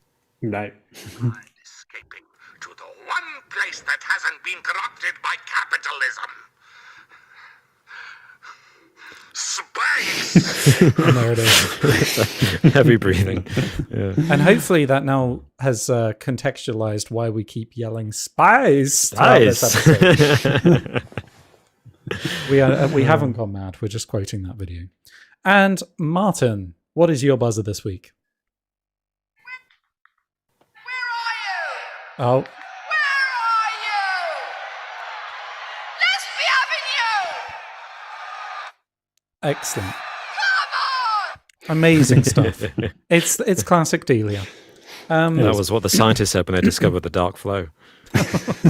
Classic Delia. Classic Delia. No, where are you? Let's be out. Feel free to take part in the quiz if you're listening or watching this at home. And if you do want to join in the live chat, feel free. I will accept answers from the first 3 people that write the answers in the chat. And Robert and Martin, of course, I will ask you to divert your gaze away from the YouTube comment section. But I trust you. I trust you both. Shall we get started then? Question number 1.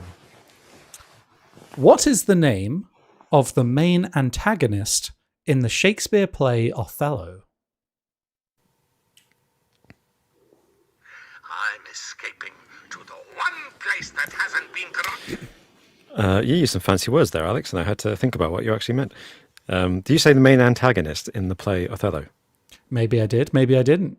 You should have been listening. Yes, I did. I'm going to answer your question with a question. That would be Iago. It is the most evil character of all time, some have said. Some may say. Or the best, one of the best villains ever written. Would One you of the agree? most successful, that's for sure. Yeah. I have to give that one a go. Sounds good. I do like a good villain.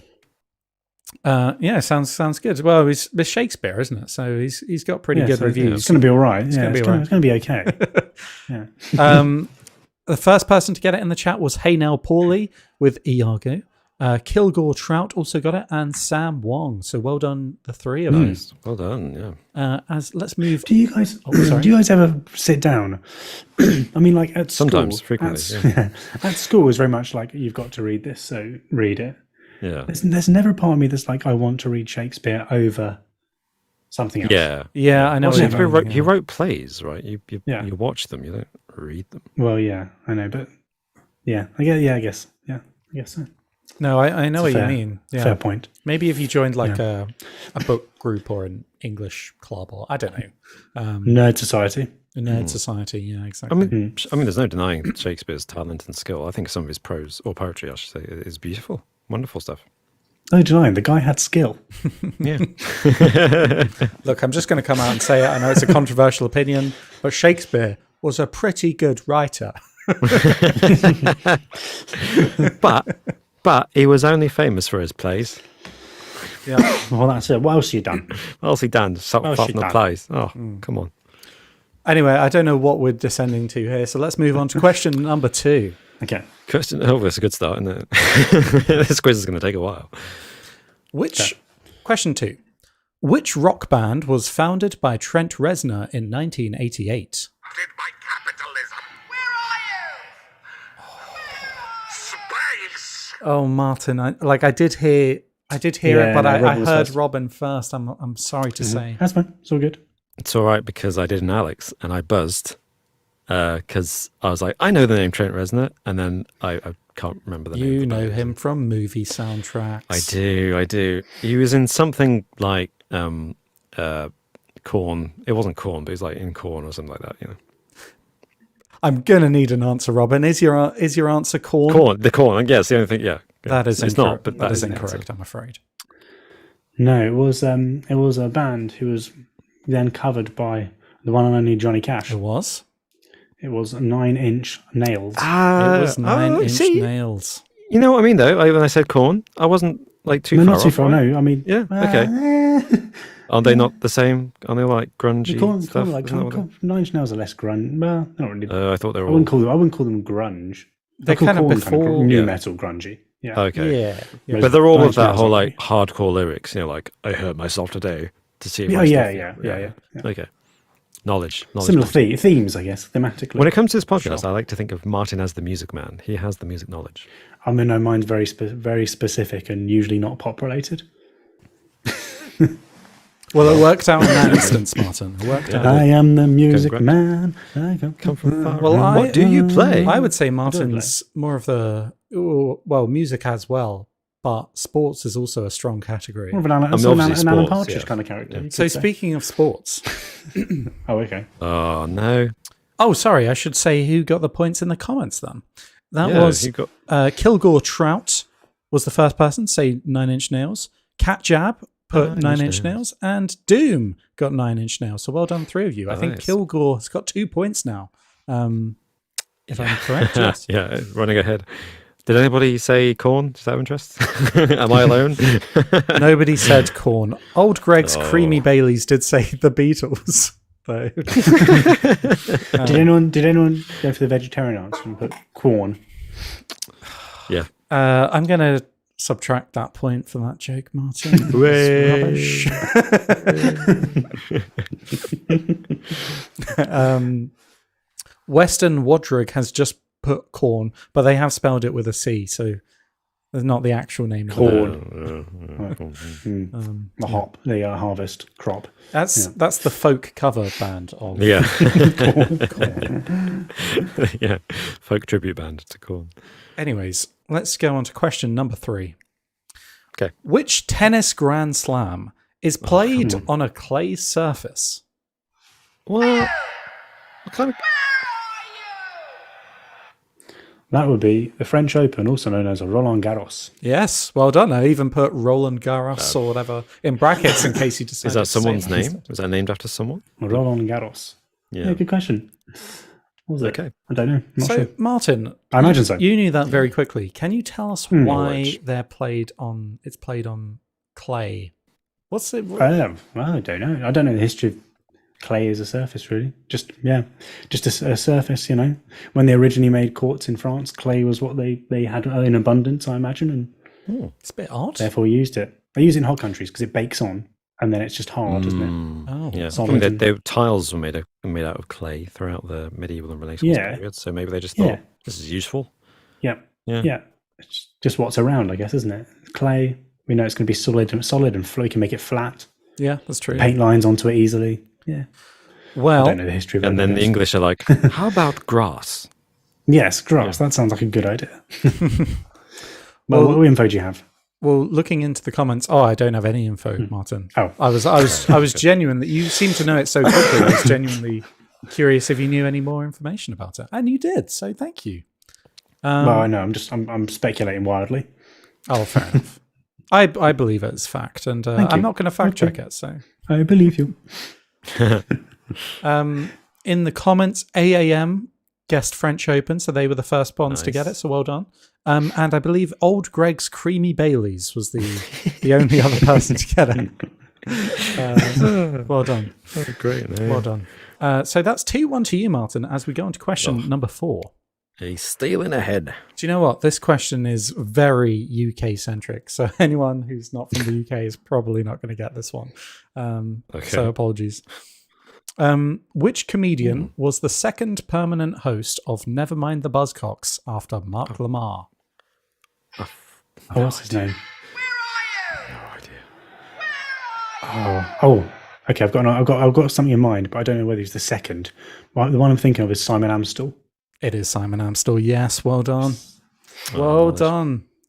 Yeah, that is quite UK centric. It's been years since I've watched Nevermind the Buzzcocks. For those of you who don't know, Nevermind the Buzzcocks is like a panel show, but I guess that's not really useful for people not from the UK. Is it? Panel shows are quite a UK. They're also UK quite UK Show, centric. isn't it? Like, It's not too dissimilar to this podcast, I guess. It's people like they normally have 3 comedians or like TV presenters on either side on a panel, one host, and They they chat shit, chat shit basically. do challenges, usually music based. Yeah. I thought there was a music element to it. Yeah. So I mean, panel shows in general don't have to be musical based, but Nevermind the Buzzcocks was one that had a music theme to it. In the comments, who got that one? Did anyone get that one? Kilgore Trout got Simon Amstel, and Doom got it as well. And Spiffing said Chris Tarrant, which unfortunately is. Imagine him on Nevermind the Buzzcocks. That'd be something. Is he around still? How old is he now? Chris Probably Tarrant. 70s. Yeah, I think Could be he's still about. Well done, Martin. So you're 3-1 now as we go on to question number 5. I think he's got this one. 3-1, question 5. That's a bit premature there, Robin. Might be a bit premature, maybe. Okay. I don't think so. From what grain is the Japanese spirit sake made?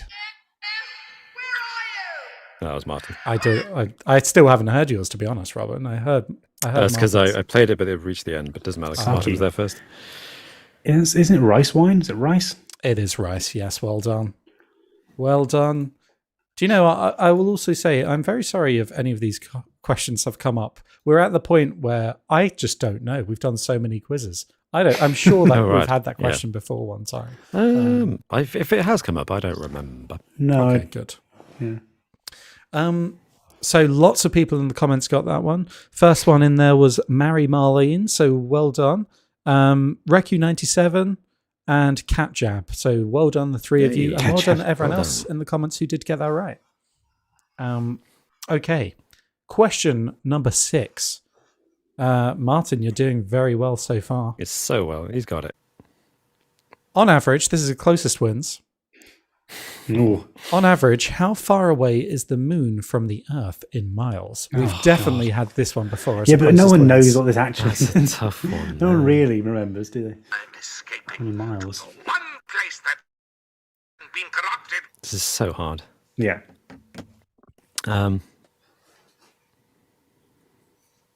So I want this in miles, by the way. Yes. If you give it to me in kilometers, I will not convert it. I will just disqualify you and possibly take a point away. So Oh, wait.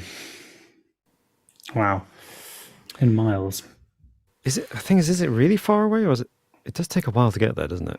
It takes about 3 days. well done, Robin. So Wait, Robin, you buzzed, didn't you? yeah, I did. Sorry, I buzzed because I just wanted to get in first, but realised it's the closest win. So you're actually, I should getting think about this. countdown. Oh no. Okay. On average, 300,000 miles. Oh, that sounds quite. 300,000? Okay. That sounds a bit too far. I was thinking a lot less. It does but sound too far. Now I'm second guessing. I was going to go for like 20,000. I'll go 20,000. I was thinking something like that. 20,000 miles, and Robin's going for 300,000 miles. I know, I feel really stupid. Well, Robin, you shouldn't feel stupid because you are closer. It's 238,000 miles. So, Really? in the grand scheme of things, you're actually pretty close. So, well done, Robin. Wow. Those rockets go quite fast. They do. Yes. They do. Wow. Now, In the words of Owen Wilson, wow. Wow, Luigi. you were pretty close, Robin, but not as close as some of the people in the comments. Because they're brain boxes. Rocket Summer in the comments, straight in there as well. I don't think they had time to Google this. They just knew this.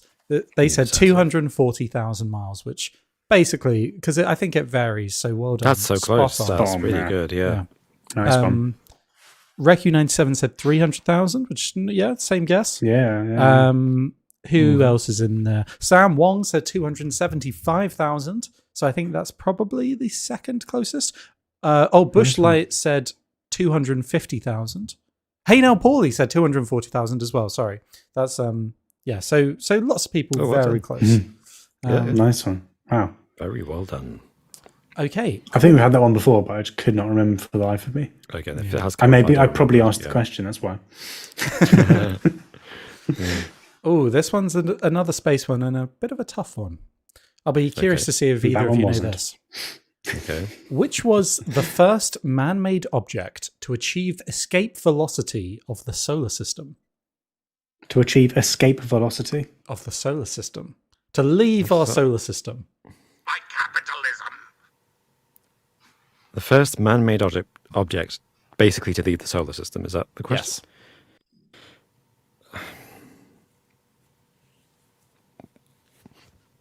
Voyager. I'll stop you right there. It's not Voyager. It's not either of them.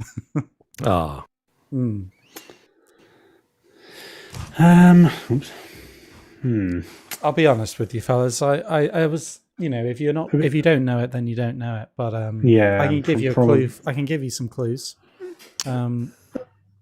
Maybe a clue would be necessary, but Martin should have a guess first. No, if we don't know, we don't know, right?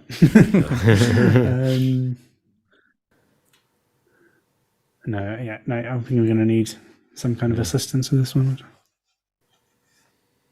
Okay. Clue? So give a clue. One clue. So if you were to describe someone to get on a ship in those early days and travel to the Americas and settle in the New World. Been corrupted by capitalism. You both buzzed kind of similar time. I don't know who got there first. Who got their first comments? Help me out.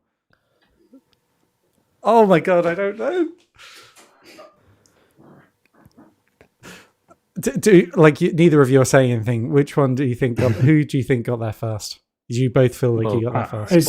I can't. Yeah, it's very difficult to tell because you're there's hearing always your a own delay. buzzer. Yeah. So you always think it's going to be yours, but that's quite often not Obviously, the I case. would. Yeah. Okay, I mean, there's two. Jonah says Robin. AAM says Martin. Okay. So it was instantaneous. Do you know what? I'm going to say instantaneous. If you both give me an answer, 3, 2, 1. So now. Oh. Oh, Martin. Okay, be honest. Was that what you were going to say, Martin? No, it wasn't. Robin, you can have it. Okay. Well, I don't know if it was right. Was it right? It is Pioneer, yes. Well done. What were you going to say, Martin? What's your answer? I was going to go for Discovery. Okay, fair enough, yeah. Okay, yeah. But it was specifically, it was Pioneer 10. Oh, that's funny. It launched Pioneer 10, launched in I 1972. thought you were going to say, we're going to do 3, 2, 1, and then you're going to go 3, 2. All right. He was announcing it. Instead, you just 3, 2, 1. Oh. It has been done. Okay. Nice one. Yeah, no, Pioneer 10, which was originally launched to study Jupiter and the outer kind of ring of the solar system. And it was only one of 5 objects to ever achieve this escape velocity and leave the solar system. So interesting. One of them is my schoolmaster's shoe. I believe, Robin, you deserve an extra point for that. As in, I haven't given you a point. Oh, yet. okay. Thank you. I was like, I didn't deserve an extra point. No. But thank you for giving me a point. Okay, so the scores now are 4-3 as we go into question 8. So, Robin, you're making a bit of a comeback. I'm just making it more dramatic for Martin's inevitable victory. That's all that's going to happen here. Don't you hate it, Martin? Don't you hate this kind of like, oh no, no, Martin's definitely it's going to every win. time. I feel Oh, I think he's already won. pressure. It's 3-1 on question 4. Come on, man. Oh, come on. That was a reasonable. I mean, you were 3-1. And then you got 4. It's like 4-1. I was like, oh my gosh. Can't catch up now. Oh, apologies. I need to go to the comments and see who got that yes.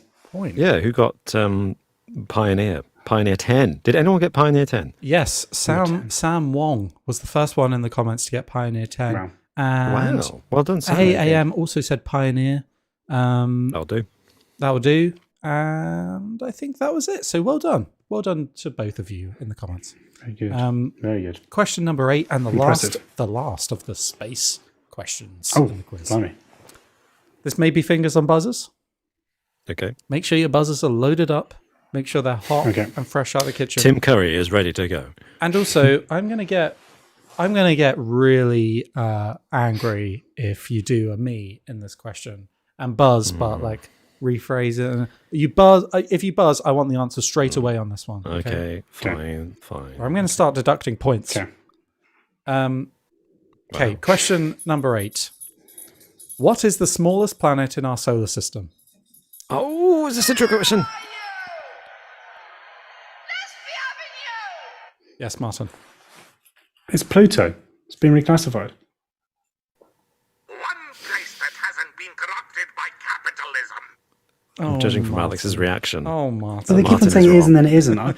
Something's going on with my contact lens. I can't see. glad I didn't buzz first there. Yes, Robin. Oh dear. Wait, what's smaller than Mercury?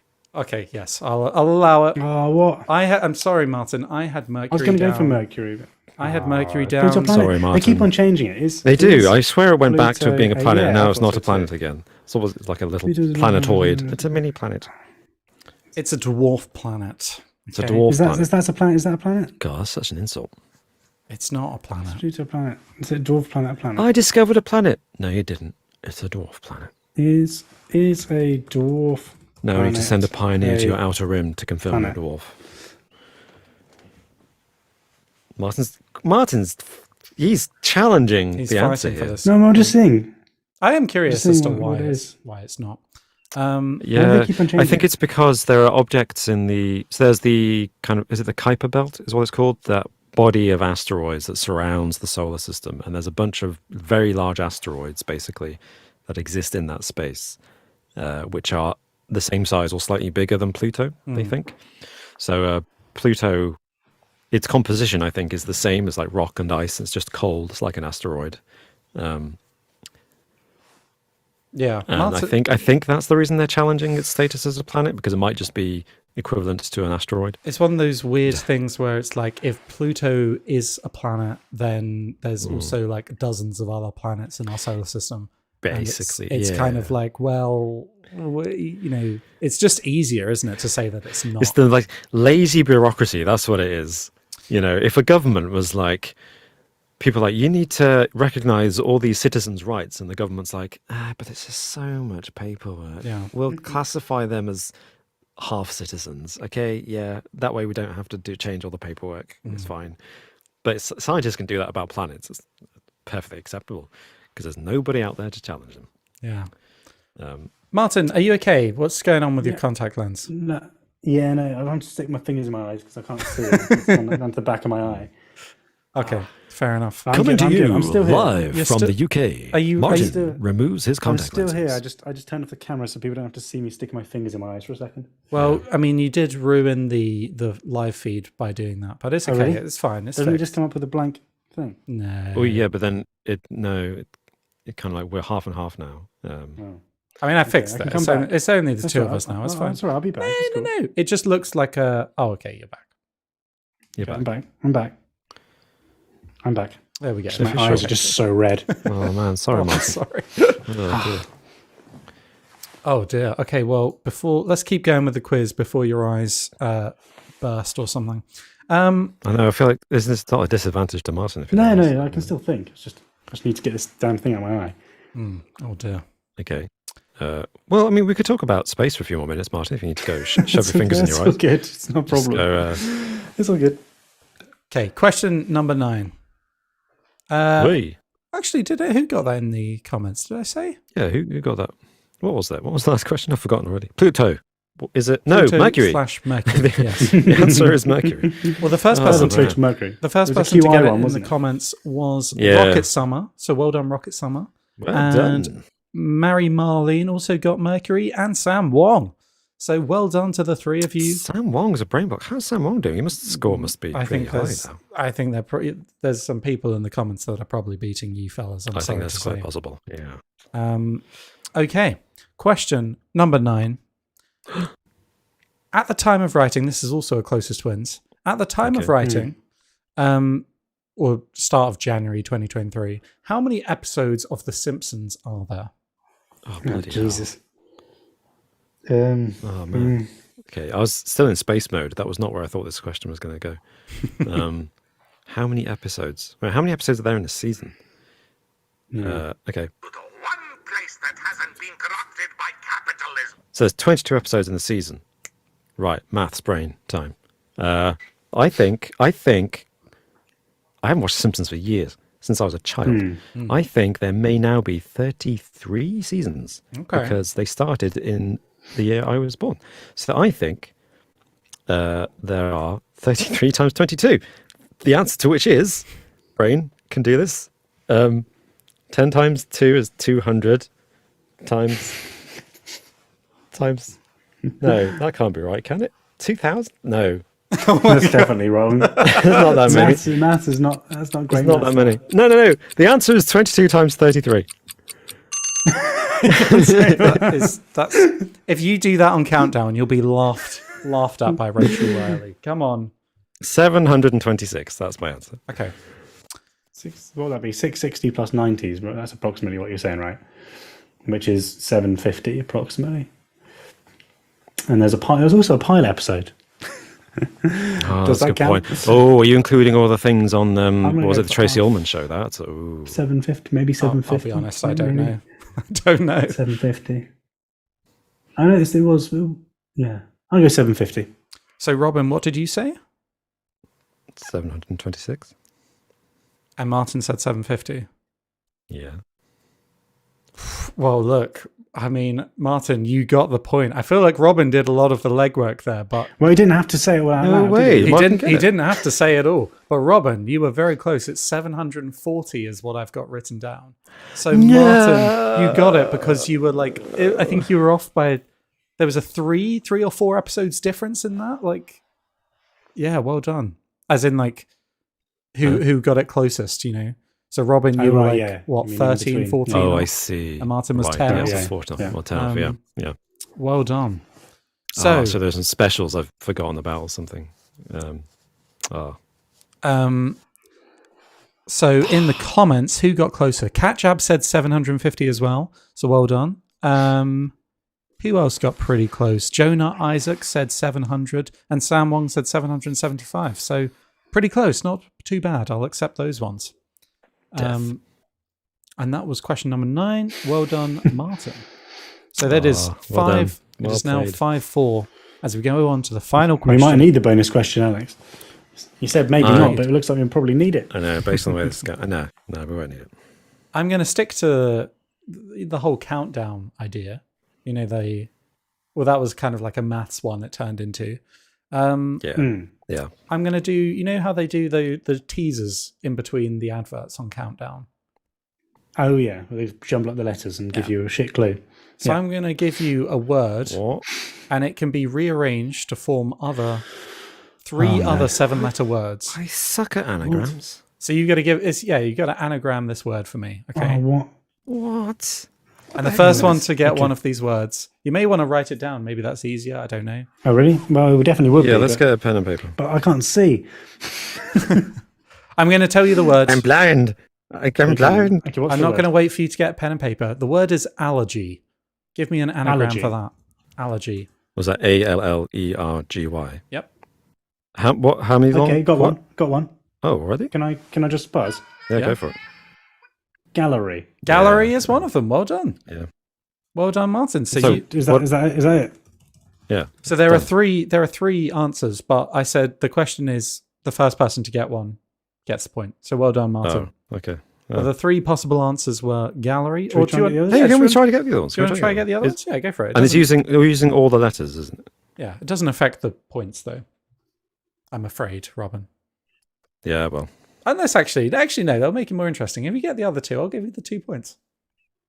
I'm staring at the word and I just can't I can't think of anything else.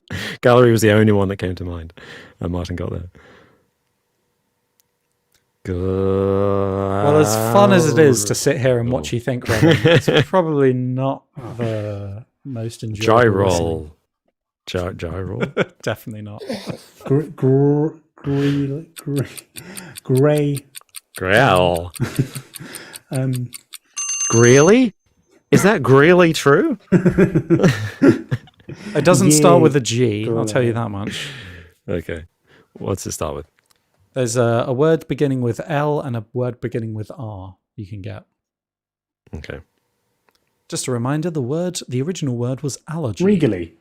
Regally is another one. Regally. Yes, well done. Excellent. Okay, yeah. so Martin got another point there. So Robin, it's Is now the next impossible one- for you to win. I told him rubbish anagrams. Is it a Welsh word? No. Oh, I don't know. I don't know where. Double L at the beginning, like, No. or a Spanish word? Could be a Spanish word. No. Lurgy. Yeah, but where's the other L and the A? Oh, yeah, isn't it? No. Lyrage. You're circling it. Am I? You're largely there. Oh. Actually don't know. I still don't know. What? I mean, I've said it. I've said it just then. Did you? What did you say? What do you Well, the comments have got it. What did you say? What was the word? Le- I said you've largely got it. Largely. Nice. Ah, Very good. very Yeah, good. Well done, and congratulations, Well Martin, done. for winning this week's Oh, quiz. done, that Martin. was, yeah. I thought I'd thrown it away completely then. No, yeah, definitely. It was No, very you had close. it. You had it. I just felt very dumb Oh. today. That's well done. Well done. No, Genuine. not at all. Well, you Not put at up a all. good It was- fight, Robin. it was 6-4 is a Yeah, respectable, respectable better than quiz. 9-1. Maybe one day, just out of interest, I'll go back through all the quizzes and like add up our individual scores. Yeah, don't do that. Because like some of the victories have been very decisive, and some of the victories have been really close. And it doesn't seem like quite fair to reflect it. Yeah. Just with a simple, you get no points if you lose. Yes. Which, like rugby, Martin have the. Well, I think sometimes, yeah, I think I could probably lose my head a little bit. The chips are down. I'm just like, well, I've lost now anyway. You know, Yeah, there's that's always happened to that me on a slight couple of defeatist occasions. thing. Yeah, In fairness, yeah. just puts down the buzzer, just kind of stares at the screen. Oh yeah, no, you're You know, right. That's Hello fine. Darkness, my old friend Yeah, starts yeah, playing. it was a bit as like that last week. Camera zooms into Martin's sad face. But you know what's though? I feel worse when it is like I lose 5-4 or something than instead of like 9-1. I'm Oh, like, yeah. okay, fair Yeah. enough. It's nice to be Fair soundly enough. defeated. Yeah, it's done. Yeah, it's done. Yeah, Um, there's no what could have been. Yeah. Well, I need to go to the comments. Who got that first? The first in the comments for that one was Kilgore with a gallery. So well done. Whee! Hey Now Paulie also got gallery. Regally was Sam Wong. So well done. And Doom got largely. So the three of them Well getting done. those three ones.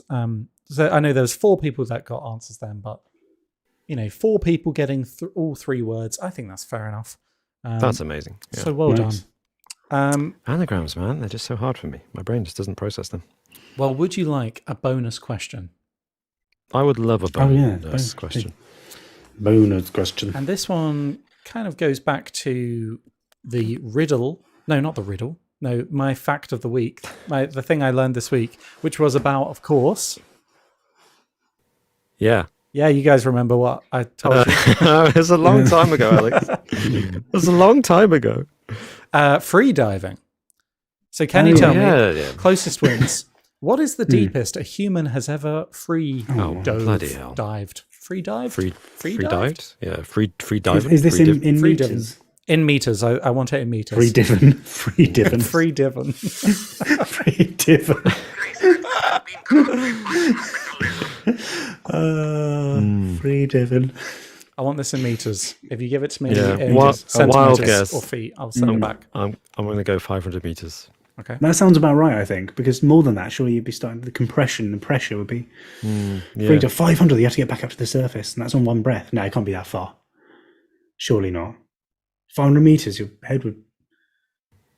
What about? That's still a lot. 200 meters is still a lot. But if you slow your heartbeat to 11 per minute, Think of how then- far down it is, though. That's diving down further than the Empire State Building. Alex, And back did you again. say what's No the chance. deepest anyone's dove without dying? Was that Without- was that in the without- question, or was it that's just on one was it the farthest they've gone all the way to the bottom of the ocean? I think for the Guinness World Records to count, I think they have to survive. I don't think it counts as a free dive if they just go one way. They have to come back up. Oh, okay. And that's on one single breath, right? Well, Oh, yeah, man, yeah. It can't be more than 200 meters. Yeah, you may be right. Is that your guess, Martin? 200 meters? Yeah. Well, Martin, you are closer. I don't think it's going to be nearly that. It is actually 253 meters. It was okay. more than 200. Oh, I did look up the guy, but I didn't write his name down. That's mad, though, because that means you've got a 500 so- meter round trip on one breath. Yeah. So And in a you're diving way, down and then- I was right. No, of course not. Yeah, wow. Thing is, I don't actually have a concept of how deep that is. I mean, I genuinely, you say 253 meters, and I'm like, It's a quarter of a kilometer. That's taller Okay, than Canary Wharf. oh, really? Yeah. Oh, wow. Yeah. Okay. And this was you go. this was done by a man called Herbert Nietzsche, who's got lots of. He's an Austrian freediver who has all sorts of yeah, I've heard of him. freediving Yeah. records. And I think this Just was a bit insane. This was in June probably is. 2012. He achieved this. So, Yeah. But he's a serious one, as he takes the world record seriously. I mean, when you actually look into it, it's like loads of preparation and control and all kinds of technology and safety and people, a team of people around ready to rescue him if something goes wrong. Isn't it like involved? free, yeah, I mean, Which free makes diving sense, in general, which yeah. is fine. But I always get caught up in the kind of romantic image of this person just free dives for fun and look how deep they can go. But actually, this is like mysterious it's record commercialised. breaker. It's like you're right. Sponsored. Sponsored. Yeah. Yeah. This is like his profession type thing, I guess. Like he's This not is just what he does. doing it for fun and happens to be the best at it. Yeah, for sure. Well, You know what? I'm going to predict Mission Impossible 9, Tom Cruise, just going to go to free the. diving. That's what he's going to do. I could Yeah, see. yeah. I could see him going down to the Mariana Trench, but how do they justify that in a film context? What could possibly be Villains, down like there? Bomb. A Someone's put a bomb bomb down going there. into the Marianas Trench, yeah, and Tom Cruise has to go down, defuse it. Yeah. Maybe, yeah. And then they slow down the theme tune to match the heart rate. Dum, dum. Dum, dum. Dum, dum, Oh, excellent. dum, dum, 11 beats per minute for that song. dum, dum. I think we're going too fast, actually. Yeah, I think so. Yeah, definitely. Okay, well done, Martin, and thank you both of you for indulging me in this week's episode you. where we discussed Thank you very a much. lot of scary facts a about lot of We did space. a lot of scary things about space, and great quiz as well. Thank you, and well done, Martin, on your victory. Oh, I needed it. I'm back in the race. You're back in the race. You're still first, Robin. You would have been, I'm In glad. the- Yeah, in it's the 4-3 distance. now. It's going to be tight. It's going to be tight. I like it to be tight. And you beat me. You beat me hard, and I like to be beaten hard. So well done, Martin. Thank you. God. Thank you very much. It's always right at the And, very yeah. end of the episode that you make Just things throw it in there. inappropriate. I like to just slide it in when you're not expecting. And Alex, is there an answer to a riddle? There is that an we need answer to to know? a riddle. has Yes. no answer. So just to remind you, the was riddle it this again? week was, I'm sometimes full, but I never overflow. What am I? And I believe you both have an answer for me, surely. I'm sometimes full, but I haven't thought about it since. Sometimes full, but I never overflow. I've got a suggestion. Yeah, you go for it, Robin. You go for it. Is it my tummy?